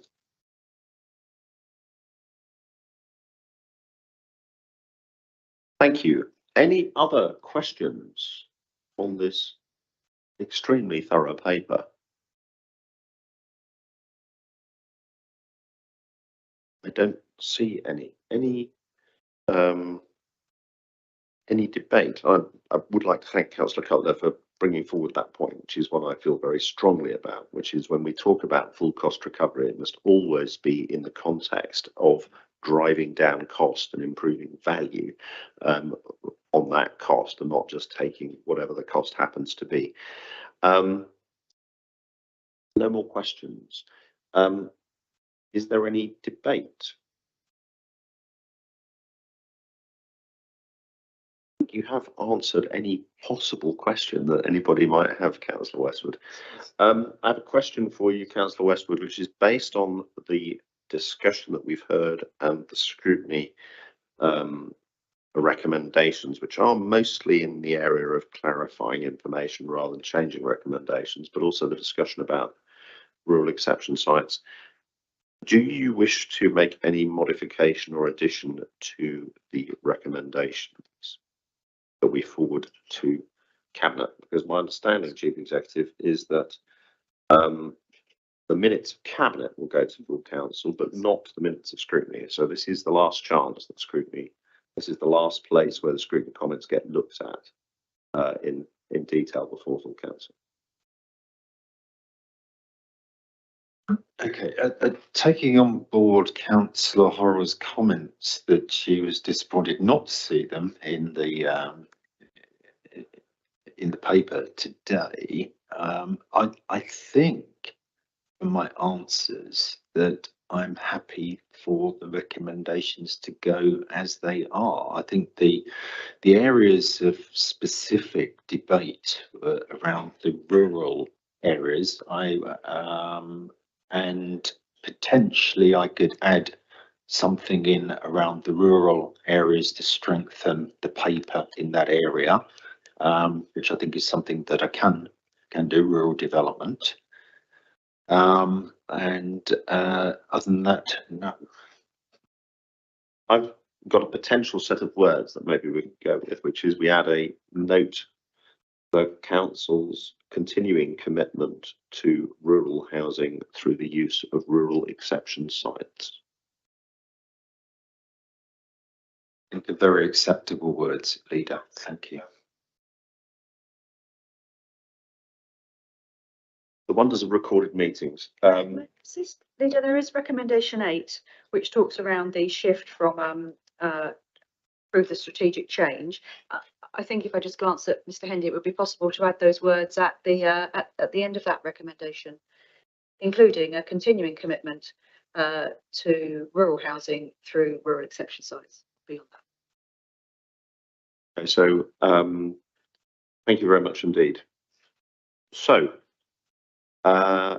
assuming no further comment and debate, first of all, thank you, Councillor Westwood and the entire housing team for the enormous amount of work that's gone into this. Thank you also for the input that we've received from CONTACT and the scrutiny we've received from the various committees in the process and the journey towards this paper, and the input received from colleagues on the Cabinet Housing paper, Cabinet Housing Committee. The recommendations in front of us are, I'm afraid there's quite a few, but I do need to put these on the record so we're clear, that we note that, so we are recommending to council on this one, and we are asking them to note the HRA financial plan, approve the 24-25 HRA budget, approve the 10-year indicative HRA capital programme, approve the 24-25 capital expenditure of 18.649 million for the maintenance, improvements and renewal programme, approve the proposed budget for new homes in 24-25 of 15.524 million, approve the indicative funding for the HRA capital programme in Appendix 5, to note the proposed additional investment in the council housing stock of £30 million over the next 8 years to retrofit properties on a fabric first basis to improve their energy efficiency and reduce energy costs for tenants, to approve the strategic terrain change in direction, moving from a plan based upon direct delivery to one based upon a mixture of actively acquiring Section 106 of housing directly from developers alongside future development with grant funding and using right to buy measures, with the supplementary words, including our continuing commitment to rural housing through rural exception sites. So a slight amendment as to the recommendations as written, noting the financial viability assessment for new build and the challenges that represents, approving the proposed move to an 80% market rent to improve the viability of new homes and to mitigate the increasing cost of delivery, approving the revenue savings target of £400,000 over 2 years, approving the disposal in principle of Barnes House in 24-25 and the ongoing disposal of around £500,000 of surplus HRA property per year over the next 8 years, to approve the average formula rent increase for 24-25 for all affordable and social housing of 7.7%, to approve the proposed move from RPI plus 0.5% to CPI plus 1% for existing council shared owners in the HRA from 24-25 onwards, as well as in all future HRA leases, shared ownership leases, to approve a 7.7% increase in service charges in 24-25, to approve a consultation on the move to full cost recovery from 25-26 for both private and tenant connections to the council sewage treatment works, noting the transitional protection and the 9-year time frame for that delivery, and noting that there will be a further report in autumn 2024. Noting that officers are beginning a review of the housing IT management system, and noting that the HRA business 30-year plan is viable and sustainable and has the capacity to support the council's ambitious delivery of 1,000 new affordable homes over the next 10 years. Cabinet, do you agree with those recommendations? Thank you very much indeed, and thank you again for all the work that's gone into that paper. The next item of business is the general fund budget. Oh yes, could we bring Councillor Becker back in, since the next item of business is the general fund budget. We'll wait till Councillor Becker is back in and seated.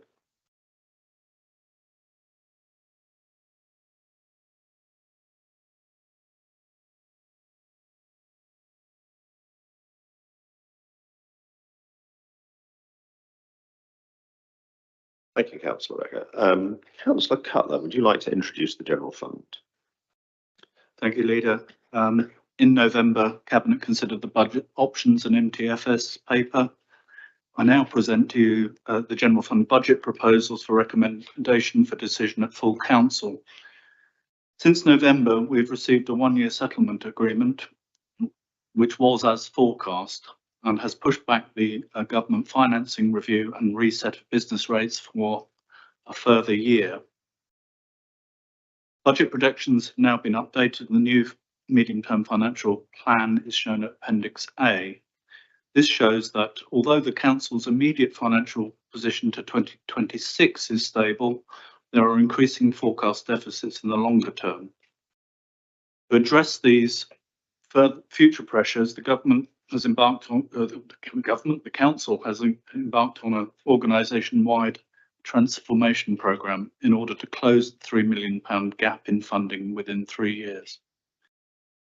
I'm pleased to include in this report an update on the TC25 transformation project. The immediate savings and areas of income generation form a solid foundation and show a positive start to the transformation programme from across the organisation.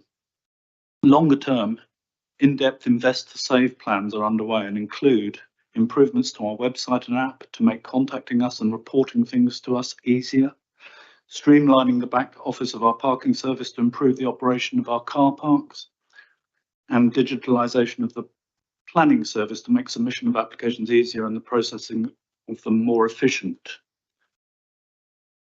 The report before you today details the proposals for additional savings, spending and investment for the year ahead in order to support core council services and enhance continued deliveries of the priorities of the council plan. There is particular focus on greener, faster priorities by investing in enhanced recycling and food waste collection, which we discussed earlier in this meeting, and also the decarbonisation of our waste vehicle fleet, cutting the council's carbon emission by 25%. In addition, support for residents experiencing cost of living hardship is maintained by uprating the council tax reduction scheme and additional funding for the council tax hardship schemes. Despite the longer term challenges, with no indication if or when government will implement a longer term settlement for local government finances, I'm pleased to bring forward a budget for 24-25 that is not only balanced but maintains core services to residents and increases our capacity for the transformation of our services as part of our plan to reduce future deficits. Thank you. Thank you very much indeed. We have one councillor who wishes to speak on this paper, which is Councillor Godfrey. If you could come forward and make your comments, please.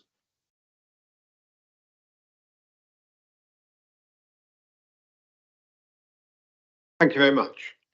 I welcome a return to a calmer approach to budget setting under Councillor Cutler after what I can describe as a confusing and rather frantic year last year. At least I gave the impression that he's read the paper this year, unlike his predecessor. Generally, the budget does nothing which was not in line with the MTFS, which is good forecasting and good preparation. However, report forecast an annual deficit of £2.9 million in a couple of years, and that deficit continues onwards. The forecast is remarkably similar to the forecast deficit for 2 to 5 years out, which has appeared in the council's budget forecast for the last at least 10 years. And as Councillor Cutler said, there has been no settlement beyond March 25. So we're really just trying to take a cautious approach to what will happen after this current this next year. Despite which, the paper opens with a statement that Winchester City Council faces many of the same pressures as other local authorities, which, given that there's about £6 million plus in the budget of this small local authority, which were not really expected and which are expected to disappear over the next few years, and compare that with the county council or others, I think is overstating our financial pressures. We're very comfortable, and we need to use this period over the next 2 years to great effect. The only new item since the MTFS is the £600,000 saving announced as part of ETC 25. It's good to see the outcomes from TC 25 finally emerging. Councillor Cutler announced them 2 years ago that this process was starting. They were re-announced last year, and finally we're beginning to see some of the output. But the list of extra income is mostly increases in fees and charges. Now these seem strange outcomes from a strategic budget review. They're what I would expect to see coming out of a normal budget round. I'm particularly surprised by the increase in building control fees, when elsewhere in the paper, building control income is forecast to be reduced by not a similar amount. So I'm not sure what we gain from the TC25 in this area. And I suppose the key point is when we get to the meat of the matter, Councillor Cutler hinted at some of the possible areas for saving, but when are the details going to come through? When can we expect £2.4 million per annum delivery plans for that significant financial change? In recommendation 4B, reference is made to the empty homes premium, and I know this was brought up at the scrutiny committee. I think it'd be worth just helping me to understand how many empty homes are we talking about here? There's never been very many, but has this changed in recent years? And having introduced the premium rate, how much money is being raised from it? That makes a reduction in the period of an empty property before its premium rate is charged will have a significant impact on both the incomes of the council and on the number of empty homes in the district. I note that the collection fund is back in a healthy surplus. I'm sure this is as much due to people's financial confidence as to the very hard work of our Revs and Bens team. But I'd be grateful to know what the forecast percentage collection amount is for the next financial year. I support the ongoing review of council finances, but urge officers and the cabinet to be more decisive and strategic for the long-term benefit of the council. Thank you very much. Thank you very much indeed, Councillor Godfrey. Councillor Cutler, do you want to respond to that? Thank you, Leader. Yes, I'll do that and at the same time respond to some of the points raised at scrutiny on Tuesday evening. Councillor Godfrey raises the question of saying that perhaps I'm overstating the pressures that we're under. We suffer the same pressures as all other councils. It is just the fact that we've had good stewardship of our resources over the last 5 years that allows us to be in a stronger position than many councils. I think 1 in 5 are now talking about being close to Section 114 territory. Those pressures apply to us as well. But we, sort of inflation, the absolute failure of government to provide a longer term settlement, which has been promised for the whole time that we've been in administration, and even before that. And we're now seeing the sort of chickens coming home to roost on this one, particularly the failure to deal with social care, which, on the upper tier councils is such a huge pressure. So I wouldn't underestimate it. And I think there was an implication in what you're saying, that because every year we have to say 2 or 3 years down the line, we expect government to implement the changes, that we should ignore that perhaps now because it's been going on for so long. And I know some councils have started to take that view. Personally, I feel it is a very risky approach, and I don't think our Section 151 officer would be very happy with that approach. When we come to TC25, the immediate savings are very, very encouraging. And I take the point, the process which we explained in some detail to Councillor Godfrey in a briefing several weeks back, involved all the heads of service bringing forward a range of proposals that we discussed in depth. Most of those proposals require far more scoping and longer term work, but some brought us immediate savings. Now, you talk about the building control element of things. The core budget, we know we have not been receiving the fees. So therefore we reduced the expectation for income by 100,000.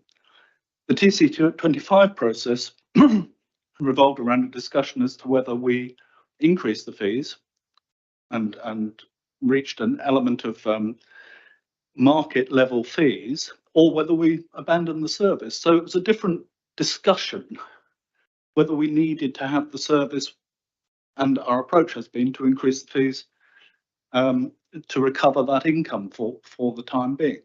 So that's one of the immediate effects of TC25. We will be bringing forward further elements of the process in the new municipal year. Already there are, I think, half a dozen projects where we have allocated funding for further scoping, and we will report on progress in that soon. On the empty homes premium, I mean, fundamentally, and I'm sure Councillor Godfrey knows that the empty homes premium council tax is more a stick to encourage people to let and to not leave homes empty. Government have given us the opportunity to reduce that from 2 years to 1 year, and it seems appropriate. The question was asked at scrutiny. I doubt if Mrs. Keys has had the opportunity to get the information yet, but we will make sure we have it before council. And I don't know if you have the figures on the forecast for council tax collection. Good, thanks.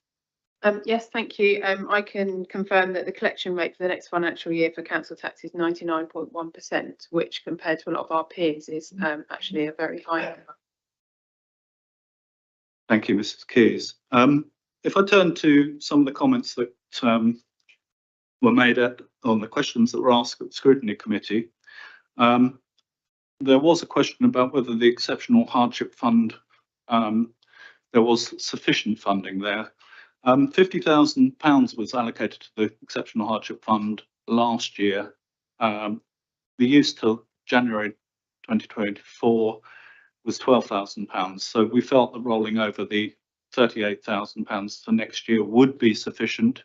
I think if we found exceptional demands, we'd come back and add to that scheme. But that rolling that money over seems to be a sensible approach. The question of, and the other question was the empty property criteria, which was also asked at scrutiny. There was clarification regarding any potential impact on the civil enforcement team's redesign.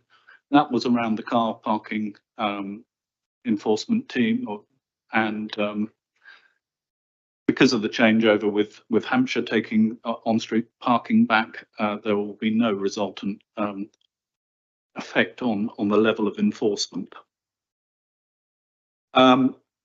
Clarification was sought on the budget provision for carbon projects and details of future investment plans. We have a greener, faster reserve for scoping those schemes, and any projects would be appraised within the capital strategy.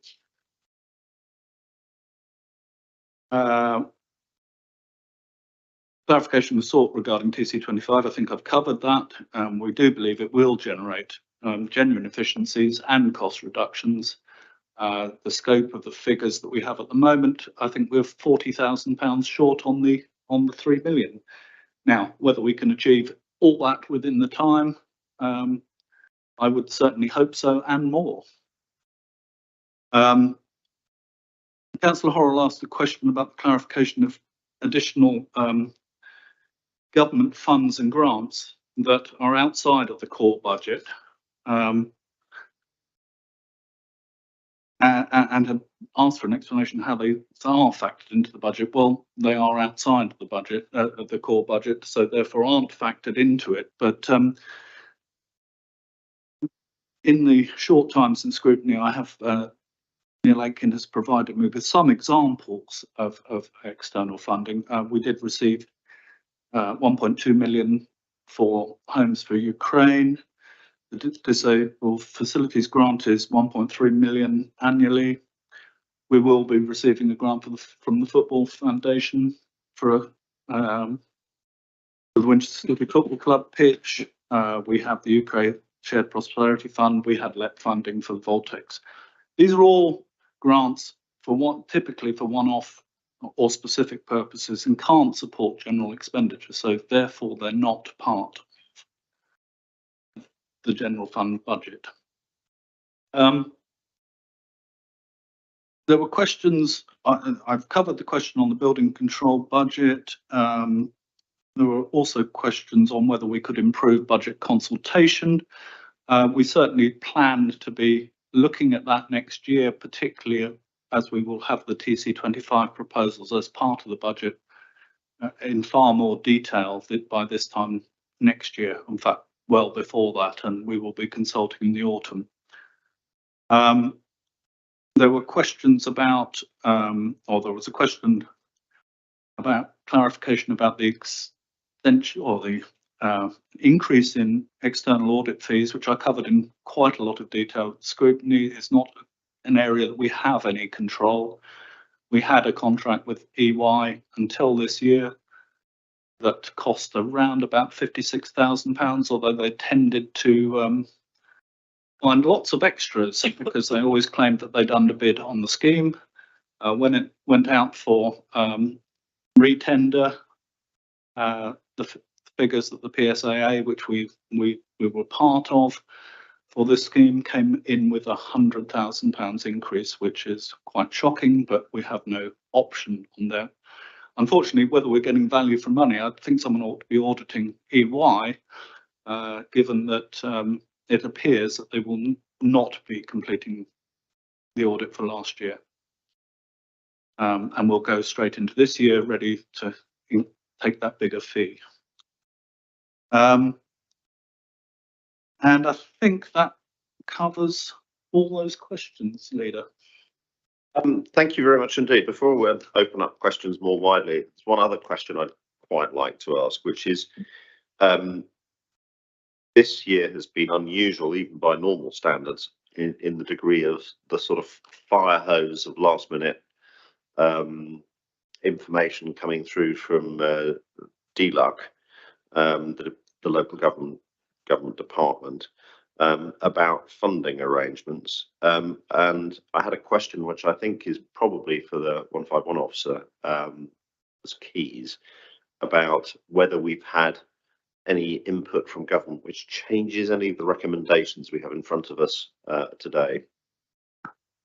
Indeed, thank you, Leader. Yes, after the initial settlement announcement, there was then the further government announcement of £0.6 billion additional funding for local government, and our share of that was an increase in the 4% guarantee on the core funding of 130,000. And that was reflected in the budget paper that's before you today. After the dispatch of the papers to scrutiny and cabinet, we received additional instructions from government that the additional 4% guarantee of £130,000 was to be used by councils for the creation of efficiency savings. So as a result, a revision is required to the recommendations to remove recommendation 2E. And propose instead we have recommendation 5C under the transformation programme subheading, with the wording amended to be the transfer of £130,000 of additional 4% funding guarantee income to the transitional reserve to invest in the TC25 transformation programme. So again, that was a late additional announcement from the government after these papers were dispatched. Thank you very much indeed. That's very helpful clarification, and I will take it as read, given that that's what we're told to do by government, that will now be reflected in the recommendations we decide on later on. Colleagues, do you have any questions on top of the ones asked? Councillor Porter. The general fund includes ways in which we can support our residents through paragraph 3, and the cost of living focus. It's one that we're very, very keen to support. There is a risk that the household support fund will cease Will this have an impact on our ability to support residents and tenants? And are you confident that we have allocated enough money to do that? We had allocated the housing support fund that we received from government last year was £150,000. In the paper, we've recommended £100,000 in the absence of government actually providing any support. If they do provide support, we will top it up to the £100,000. The likelihood, if there is any at all, it would be to reduce the amount because of the other aspect within the council tax reduction scheme, where universal credit has been uprated at an inflation rate, whereas council tax is not rising to the same extent. We've uprated the bands for council tax reduction so that nobody falls out because of the universal credit rises. So we feel that last year's payment, additional payment on the support grant was £50 to everybody who didn't receive 100% council tax reduction. We feel that it will be appropriate to make that £30 this year because to a certain extent, the council tax reduction has covered to a greater extent because council tax hasn't risen so fast. So we think that would be appropriate, which would mean that the £100,000 would be sufficient. I mean, we await, as Councillor Todd pointed out to us now, we're getting very late announcements. It seems to be government by just in time, you know, and so we have no indications yet of whether we will get a housing support grant. We've covered it in this paper in that we will make sure there is enough funding for £100,000 for the equivalent of that support. Thank you. And is there any notice of any likelihood of a 3-year deal in future? Because as you say, we're normalising the 1-year deal now, and it puts a lot of stress on that. If you talk about efficiency, that would be one of the things we'd be seeking. As far as I know, there is no indication at the moment. Mrs. Keys may has access to the advice that we have on this, and she is shaking her head, so I assume she has no indication either.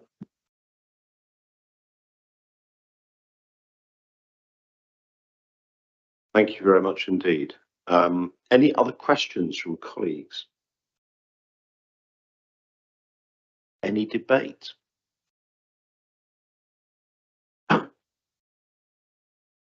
Any final? Councillor Becker, fire away. I will.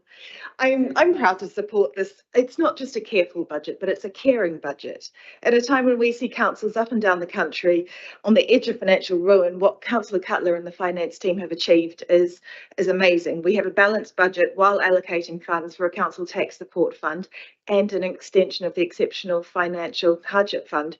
You also have managed to maintain the council's community grants program, which is something that councils elsewhere have all been getting rid of as a way of saving money. I don't know that communities are actually aware of the massive impact that grant program has across the district.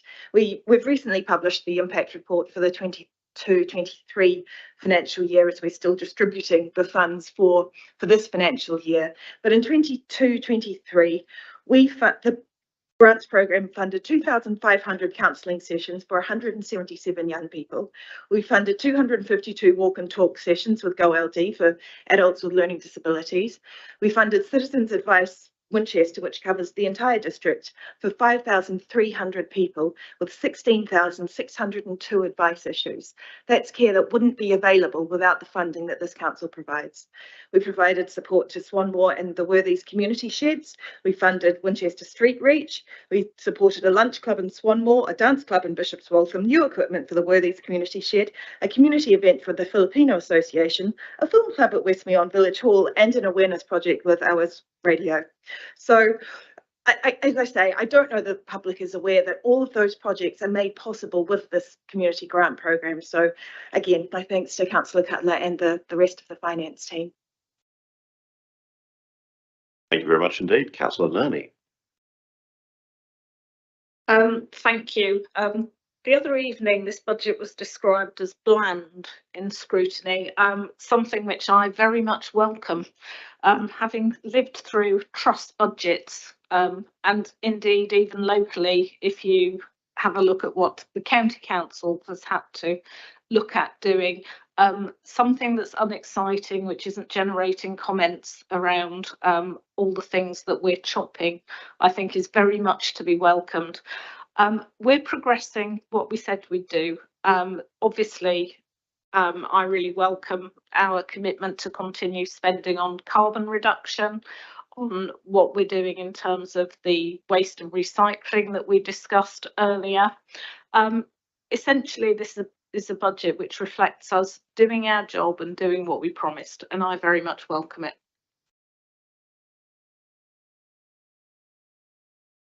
Thank you very much indeed, Councillor Lerney. Any other debate from colleagues? Any final words from you, Councillor Cutler? I'd like to thank Cabinet for their support.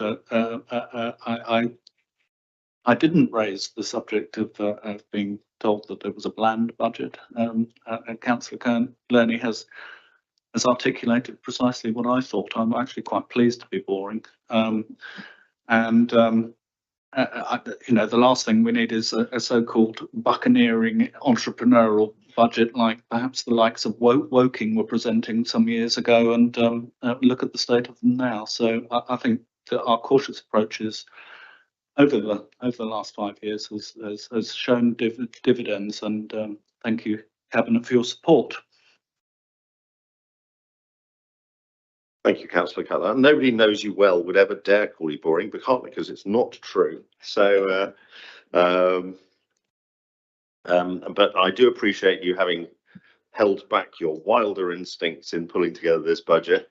And I like the term a careful budget. It's a thought through budget. It's managed that difficult balance of, firstly, responsible stewardship of the public money and the work that's going on with TC25 to drive change within the council to make sure that public money is well spent, that it delivers the most that it possibly can, that we're revisiting how we do things in order to find ways to do things better is absolutely essential. But what I appreciate about how you've done this is that it doesn't stop there. It doesn't allow that to become all consuming as we see in some of the councils at the moment, but also keeps pushing ahead on the things that matter to us as an administration.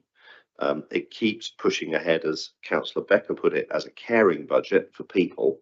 But as Councillor Lerney touched on, we talk about it as going greener faster, but it's a budget that is a caring budget for the environment as well, which is equally important.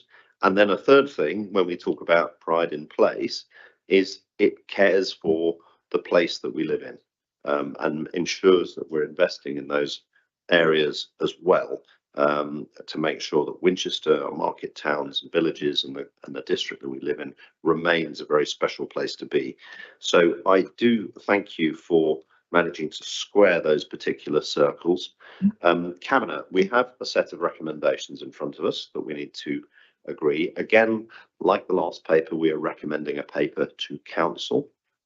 We are recommending to agree the level of the general fund budget for 24-25, to approve the greener, faster and carbon reduction investment proposals set out in section 14 of this report, A to D.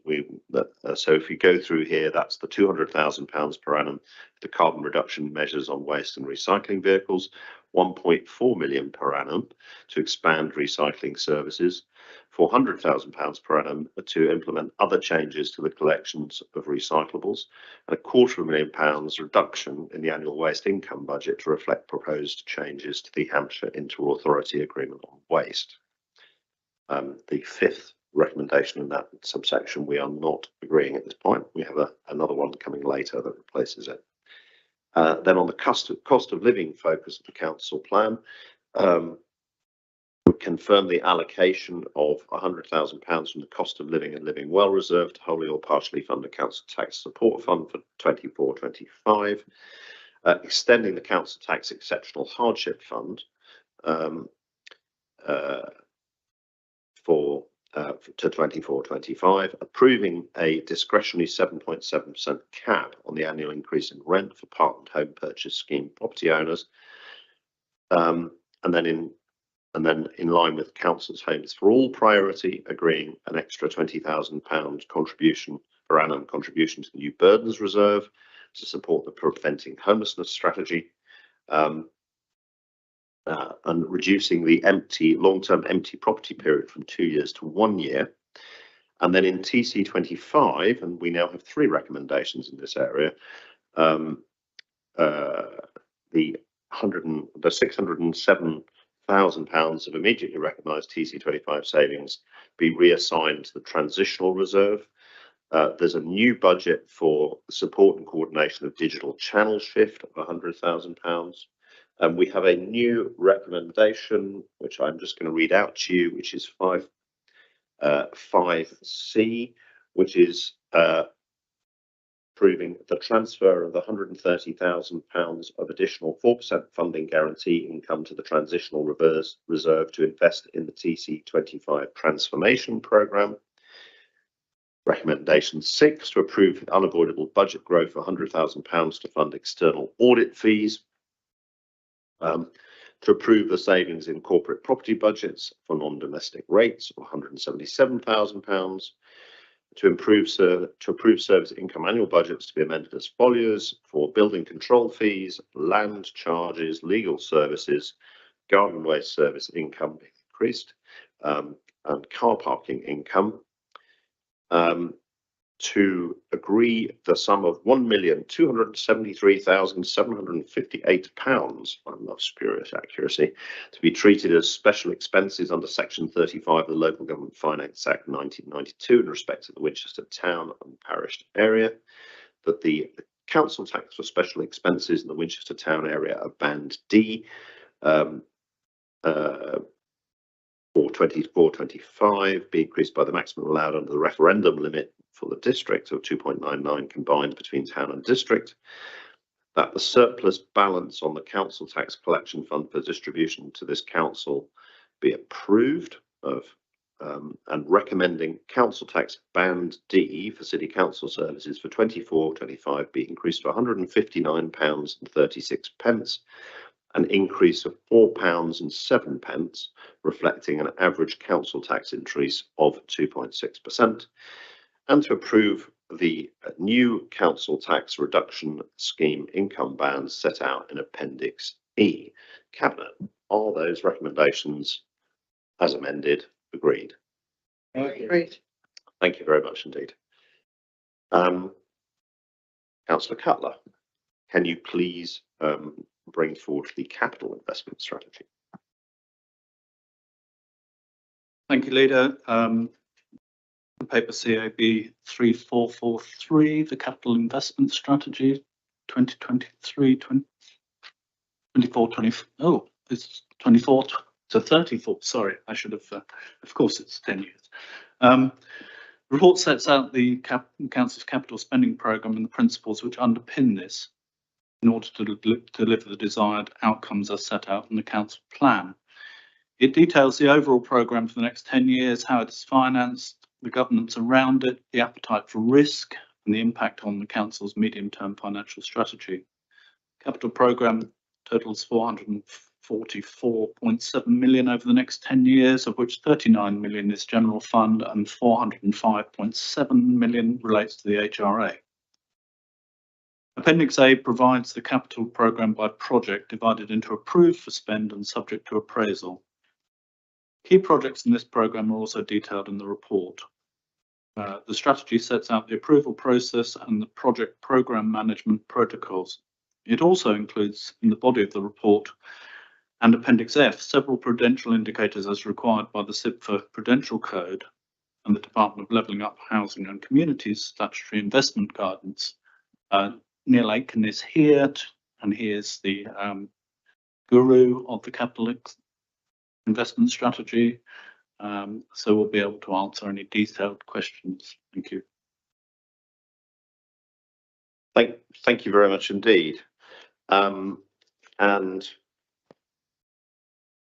we have no public deputations here, but we do have a deputate, two councillors who wish to speak. Councillor Wallace.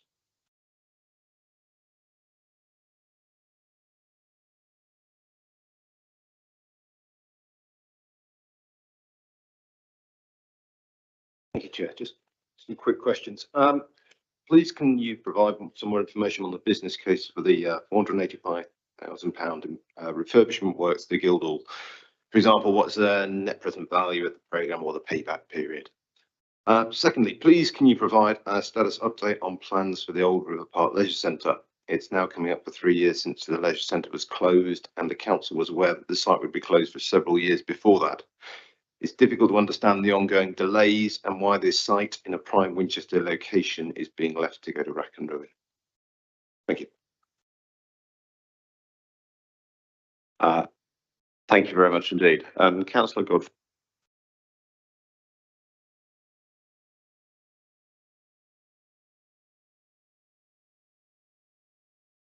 Thank you, Leader. It's always nice to come back and see an old friend. The capital programme is so familiar. There's only one item of any significance on the approved list, and only two on the appraisal list, which weren't there when I 4 or 5 years ago. I'm not sure if it says more about the time it takes to bring forward capital projects or what. I wish it was possible to bring these programmes and deliver this work faster.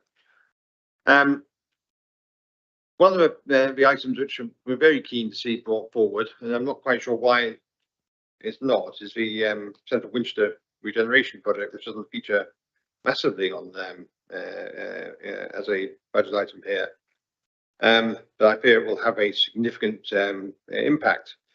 I would be grateful if it's possible to get an update on that, particularly if the development agreement has been signed yet, and whether when we expect the master plan, which will trigger significant financial impact on the council's finances, when that's going to come forward.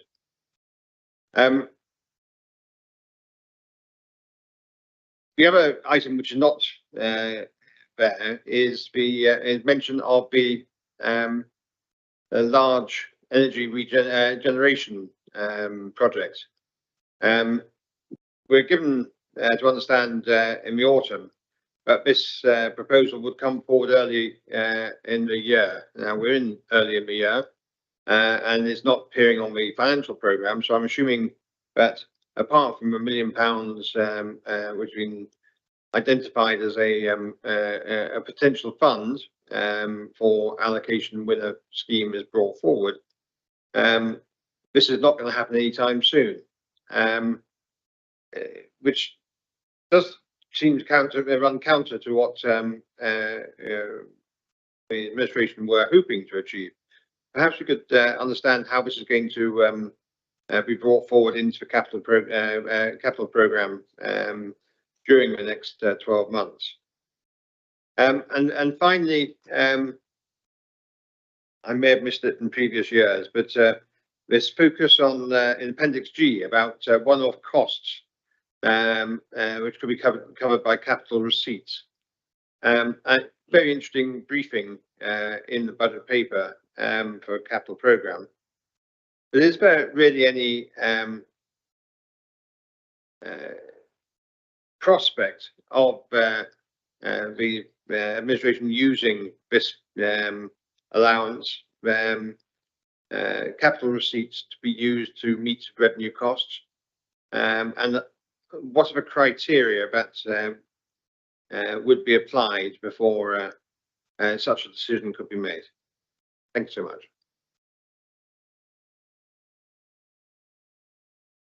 Councillor Cutler.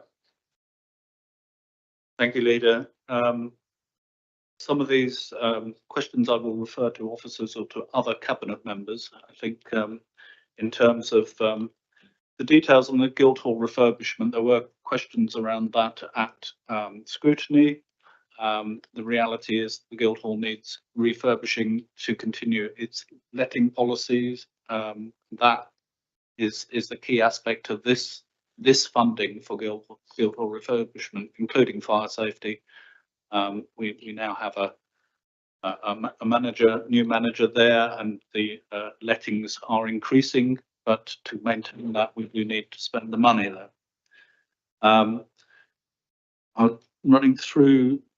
I don't know, Leader, if you prefer me to go through these questions or go through the scrutiny ones and then hand off some of the others, or work my way through the list. Why don't we work the way through the list? I think that's fine. Well, in terms of RPLC, the finances in there for the demolition, that question again was asked at scrutiny, and at the point at which it's required, it may be required this year. Otherwise, it'll roll on, and that. But if you wish to add anything on RPLC, I think that would be appropriate. I think the simple point here is that we have no plans to demolish it until we know what will replace it, and that process is ongoing. And when we have a clear, when it's clear what's coming, then that's the appropriate time to look at an integrated process of taking down a building and putting up a new one. Okay, and then in terms of CWR, we have a Cabinet Regen committee this afternoon, and I think that will be where your questions will be answered, Councillor Godfrey, if you have the free time to attend. I don't think it's worth us rehearsing the answers at this stage. The energy regeneration project, Councillor Lerney wants to make any comments on that. Thank you. We did commission the Bureau Happold study to look at large scale solar options. While I can't be positive about the financing of that, it would depend what comes forward and what might seem to make financial sense. So I think that is one where we need to have a look at what we might do before committing a particular sum of money. Thank you. In terms of the use of capital receipts for revenue purposes, I think you've seen from the general fund budget that there would be no requirement as far as we can see. And I know that Neil responded to a consultation from government about the use of capital receipts, and pointed out that we were unlikely to be in a position. So I don't know if there's anything you wish to add, Neil? If I can just step in, yeah, we're required to set out the information in Appendix D, just in case we should want to do that. You can't use the directive for the flexible use of capital receipts unless you've set that policy out. So we set that out just in case. But as Councillor Cutler has said, we have no intention to use that government directive because we have a stable financial position. And indeed, there is a government consultation out at the moment to look at widening the scope of the flexible use of capital receipts for those councils that find themselves particularly struggling to balance their budget. So using capital receipts from the sale of assets in order to prop up their revenue budgets in the shorter term. So I think that demonstrates the importance of the stability of our general fund, in that the government is obviously seeking to allow other councils to sell off their assets in order to fund their deficits, but we're not in that position. I'd like to go through the questions raised at scrutiny. There was clarification asked about the £200,000 allocated for the demolition of the former Bar End depot. Again, this is a contingency for if, as part of the sale process, it's required that we demolish. Demolitions required before transfer, and it's sensible to have the contingency in there. There was further discussion about the longer term use of Guildhall at scrutiny, and I think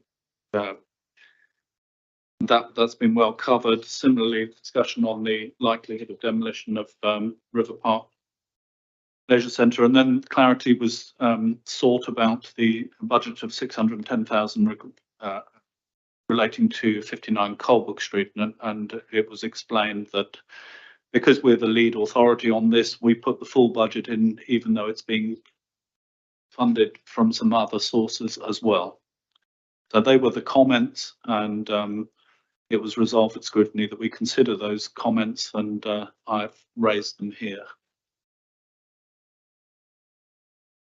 Thank you very much indeed, Councillor Cutler. Colleagues, any questions from colleagues or any other Cabinet members wish to ask questions? Any debate?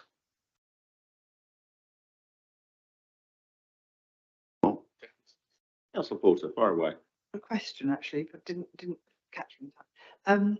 My question is about, we talked about EV charging and the investment that is going to have to be made by somebody somewhere to improve the infrastructure so that we can have buses, police cars, waste collection, all the other large vehicle users in Winchester. Has any work been done on that and the likely project work that we needed to be done in the next 10 years, 2024 to 2034? Is that a question for Councillor Learning? Yeah, I think this is quite a complicated one because it's being picked up in multiple places, including at the county council, as well as our contribution to that. Certainly we're keen to work with the county council on a more holistic approach. And of course we do have commercial operators coming in, which is changing the scenario that we're working in. Anybody who's been up to Three Maids Hill recently and seen the amount of earth moving that's already going on up there for both the biodigester and for the EV charging site will realise that things are changing quite quickly.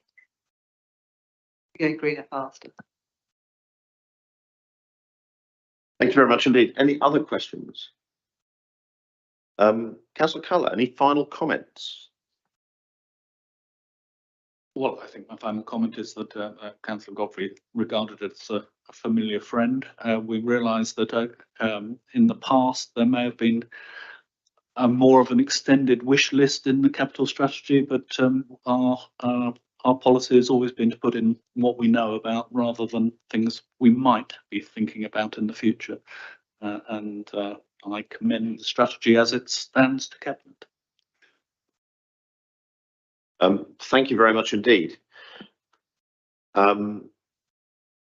So, yes, colleagues, we have a simple set of recommendations in front of us, covering a complicated piece of work that sits in the background behind it. And I would like to thank officers for all the work that they've done to pull together not just the list of things that we want to spend money on, but also the joys of all the other paperwork that sits necessarily with it, including the financing, the MRP calculations, the policy statement, everything else that goes along in order to come up with a coherent capital strategy that is financially prudent and consistent with the resources and the capabilities of the council. And again, I would like to thank the team for coming forward with an approach that is prudent, but at the same time driving our agenda of going greener faster, investing in pride and place, creating a caring community, and wider we talked about the housing investment, listening better, all the things that we're trying to do as an administration. So the recommendations we have in front of us today are that the capital investment strategy be approved, including, so we're recommending that council approve the capital investment strategy, including the capital programme and capital programme financing, the MRP policy statement, the flexible use of capital receipts strategy, and the prudential indicators detailed in the report in Appendix F. And then separately, we're deciding, this is not for council, that subject to the council approval of the capital programme, the details of 30,000 on INT equipment and software, 191,000 on the Friarsgate Medical Centre interim open space, up to 200,000 for essential repairs works weirs, 40,000 in respect of fees for the replacement of the North Walls Pavilion, and £485,000 for refurbishment works to the Guildhall to improve fire safety. And then also that we note the requirement to ensure members have the right knowledge and skills to undertake their governance role, and the ongoing support and training offered to members is continued and enhanced as required. Cabinet, do you agree with those recommendations? Great. Thank you very much indeed. On to the next paper. Councillor Cutler, you are a workaholic, I think, is and the finance team that go alongside have been working incredibly hard. Please introduce the Treasury Management Strategy. Thank you, Leader. It's a requirement of the SIPFA Treasury Management Code that all councils approve a Treasury Management Strategy. The strategy is set out in the report has been produced with input from Hampshire County Council Investments and Borrowing Team, who manage the cash balances, investment of surplus cash, and the sourcing of short-term borrowing. And I'll enclose also the Council's Treasury advisors have also had input into this. The strategy sets out the forecast borrowing need based on the capital investment strategy and the general fund and the HRA budgets, the three previous papers. It sets out the borrowing strategy, our investment strategy, and treasury management and prudential indicators. There is only really one key change to this updated strategy, and that is a decrease in the limit on investments beyond 1 year from 25 million to 20 million, reflecting a lower forecast cash and investment balances. We have with us Andrew Boutflower from Hampshire County Council Investments Team, and he will be able to answer detailed questions. Thank you. Thank you very much indeed. Councillor Godfrey, you have colleagues, any questions? Councillor Porter, excellent. Thank you. Paragraph 1511 explores paying back early. I wanted to know, well, really, what is the view on this?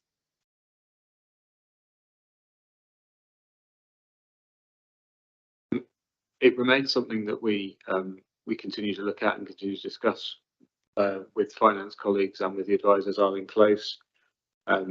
It's very much dependent on when loans were taken out, what the rates were at that time versus where they are currently. For Winchester, that's not historically ever been anything that relationship has never looked advantageous for us to recommend taking advantage of. But this continues to be monitored. Okay.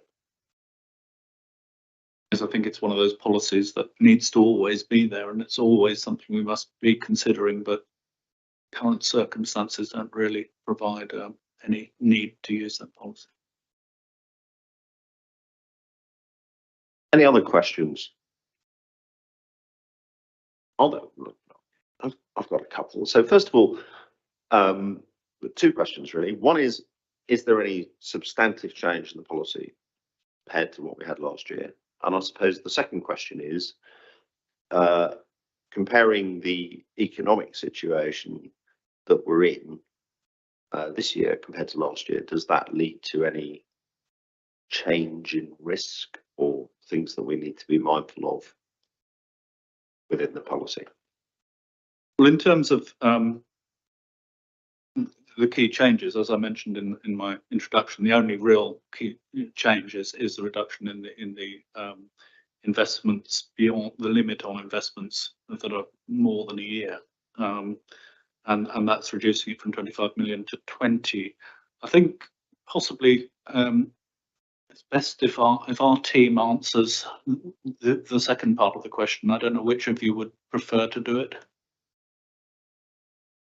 If I may just add to what you said there, the proposed change within the Treasury strategy is more to do with our forecast cash balances and the proportion that that would be made up by long-term investments, rather than a change in the risk profile of those long-term investments. So just for some clarity there, I don't know if Mr. Bowflower can pick up the second point about general economic conditions and risk. Thank you for the question. It remains an area that we're acutely aware of, and in particular, something we pick up with the advisors Ireland Close is almost their principal service that they provide is their assessment of counterparty risk in the financial markets.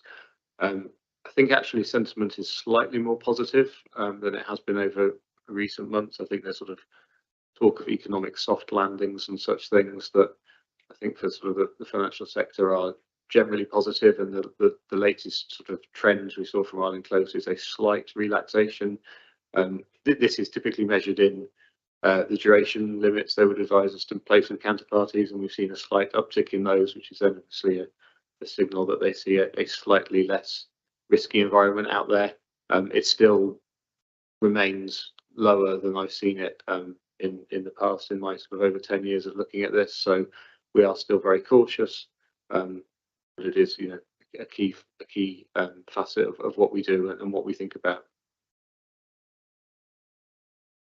Thank you very much. Councillor Porter. Thank you. The other point I was going to ask is, we obviously always look at our peers to see how we're doing compared to other people. Can you give us any indication of where we are in the hierarchy of lowest to highest, and are we performing well?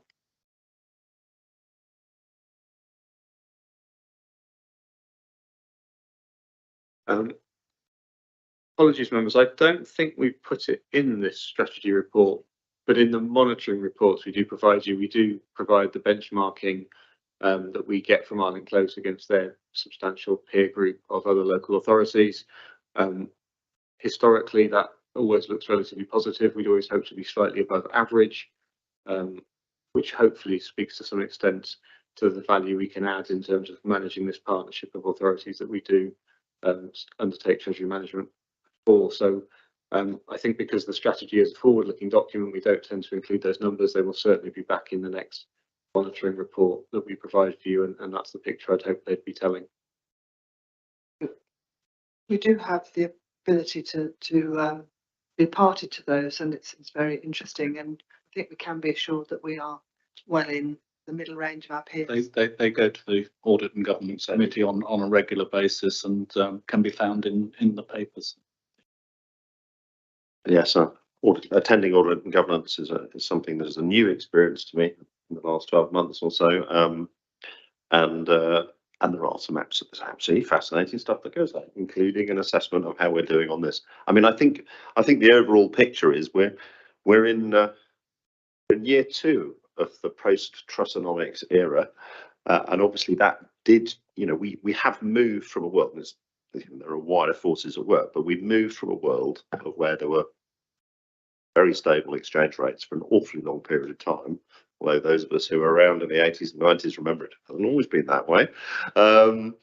But we had a very long period of stability which came to an end, and my impression is that we have adjusted to that accordingly. I like the fact that I've heard today in terms of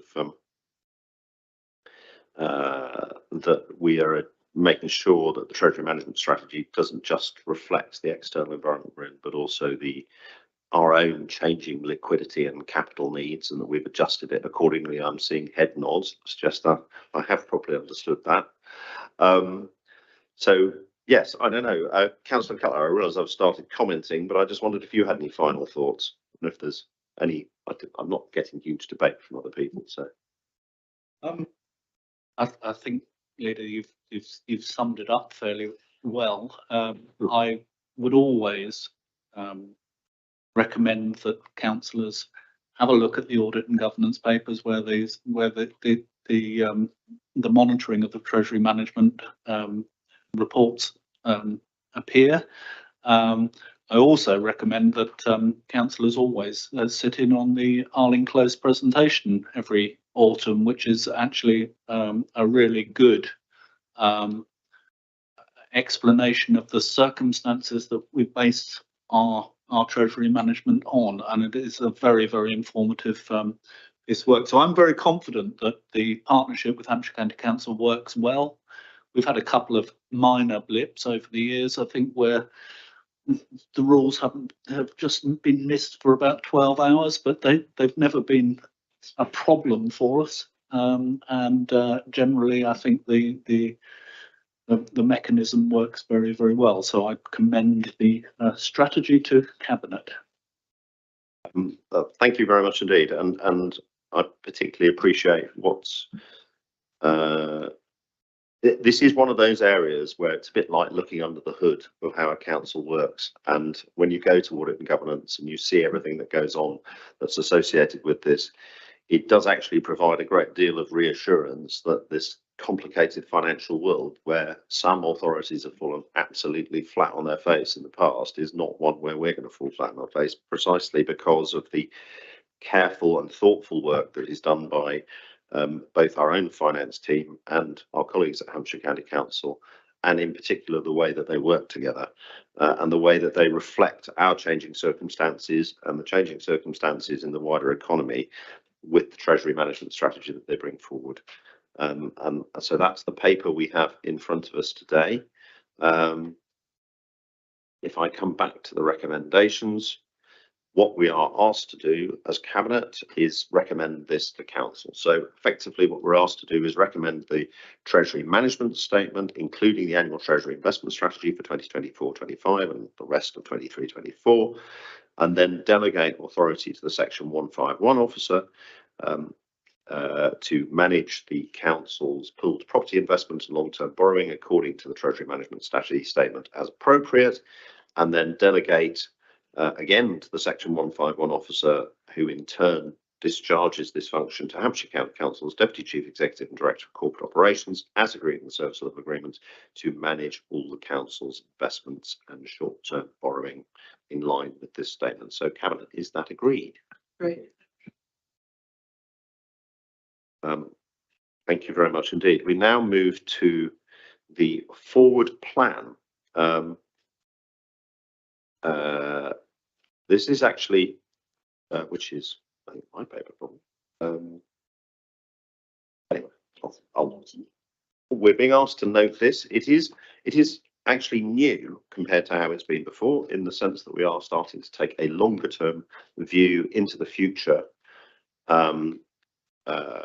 except that through the accident of the fact that we're just before the pre-election period, it doesn't look that way, but there are some extra functions in there in terms of how, for example, financial decision making is going to be taken in the future. So this is the start of trying to give both councillors and the public a clearer view of what's coming up in our decision making, and hopefully that will improve both public scrutiny of what we're up to and planning to do, and councillor scrutiny and of what we're planning to do. I believe Councillor Horrell wants to come and say a few words about this.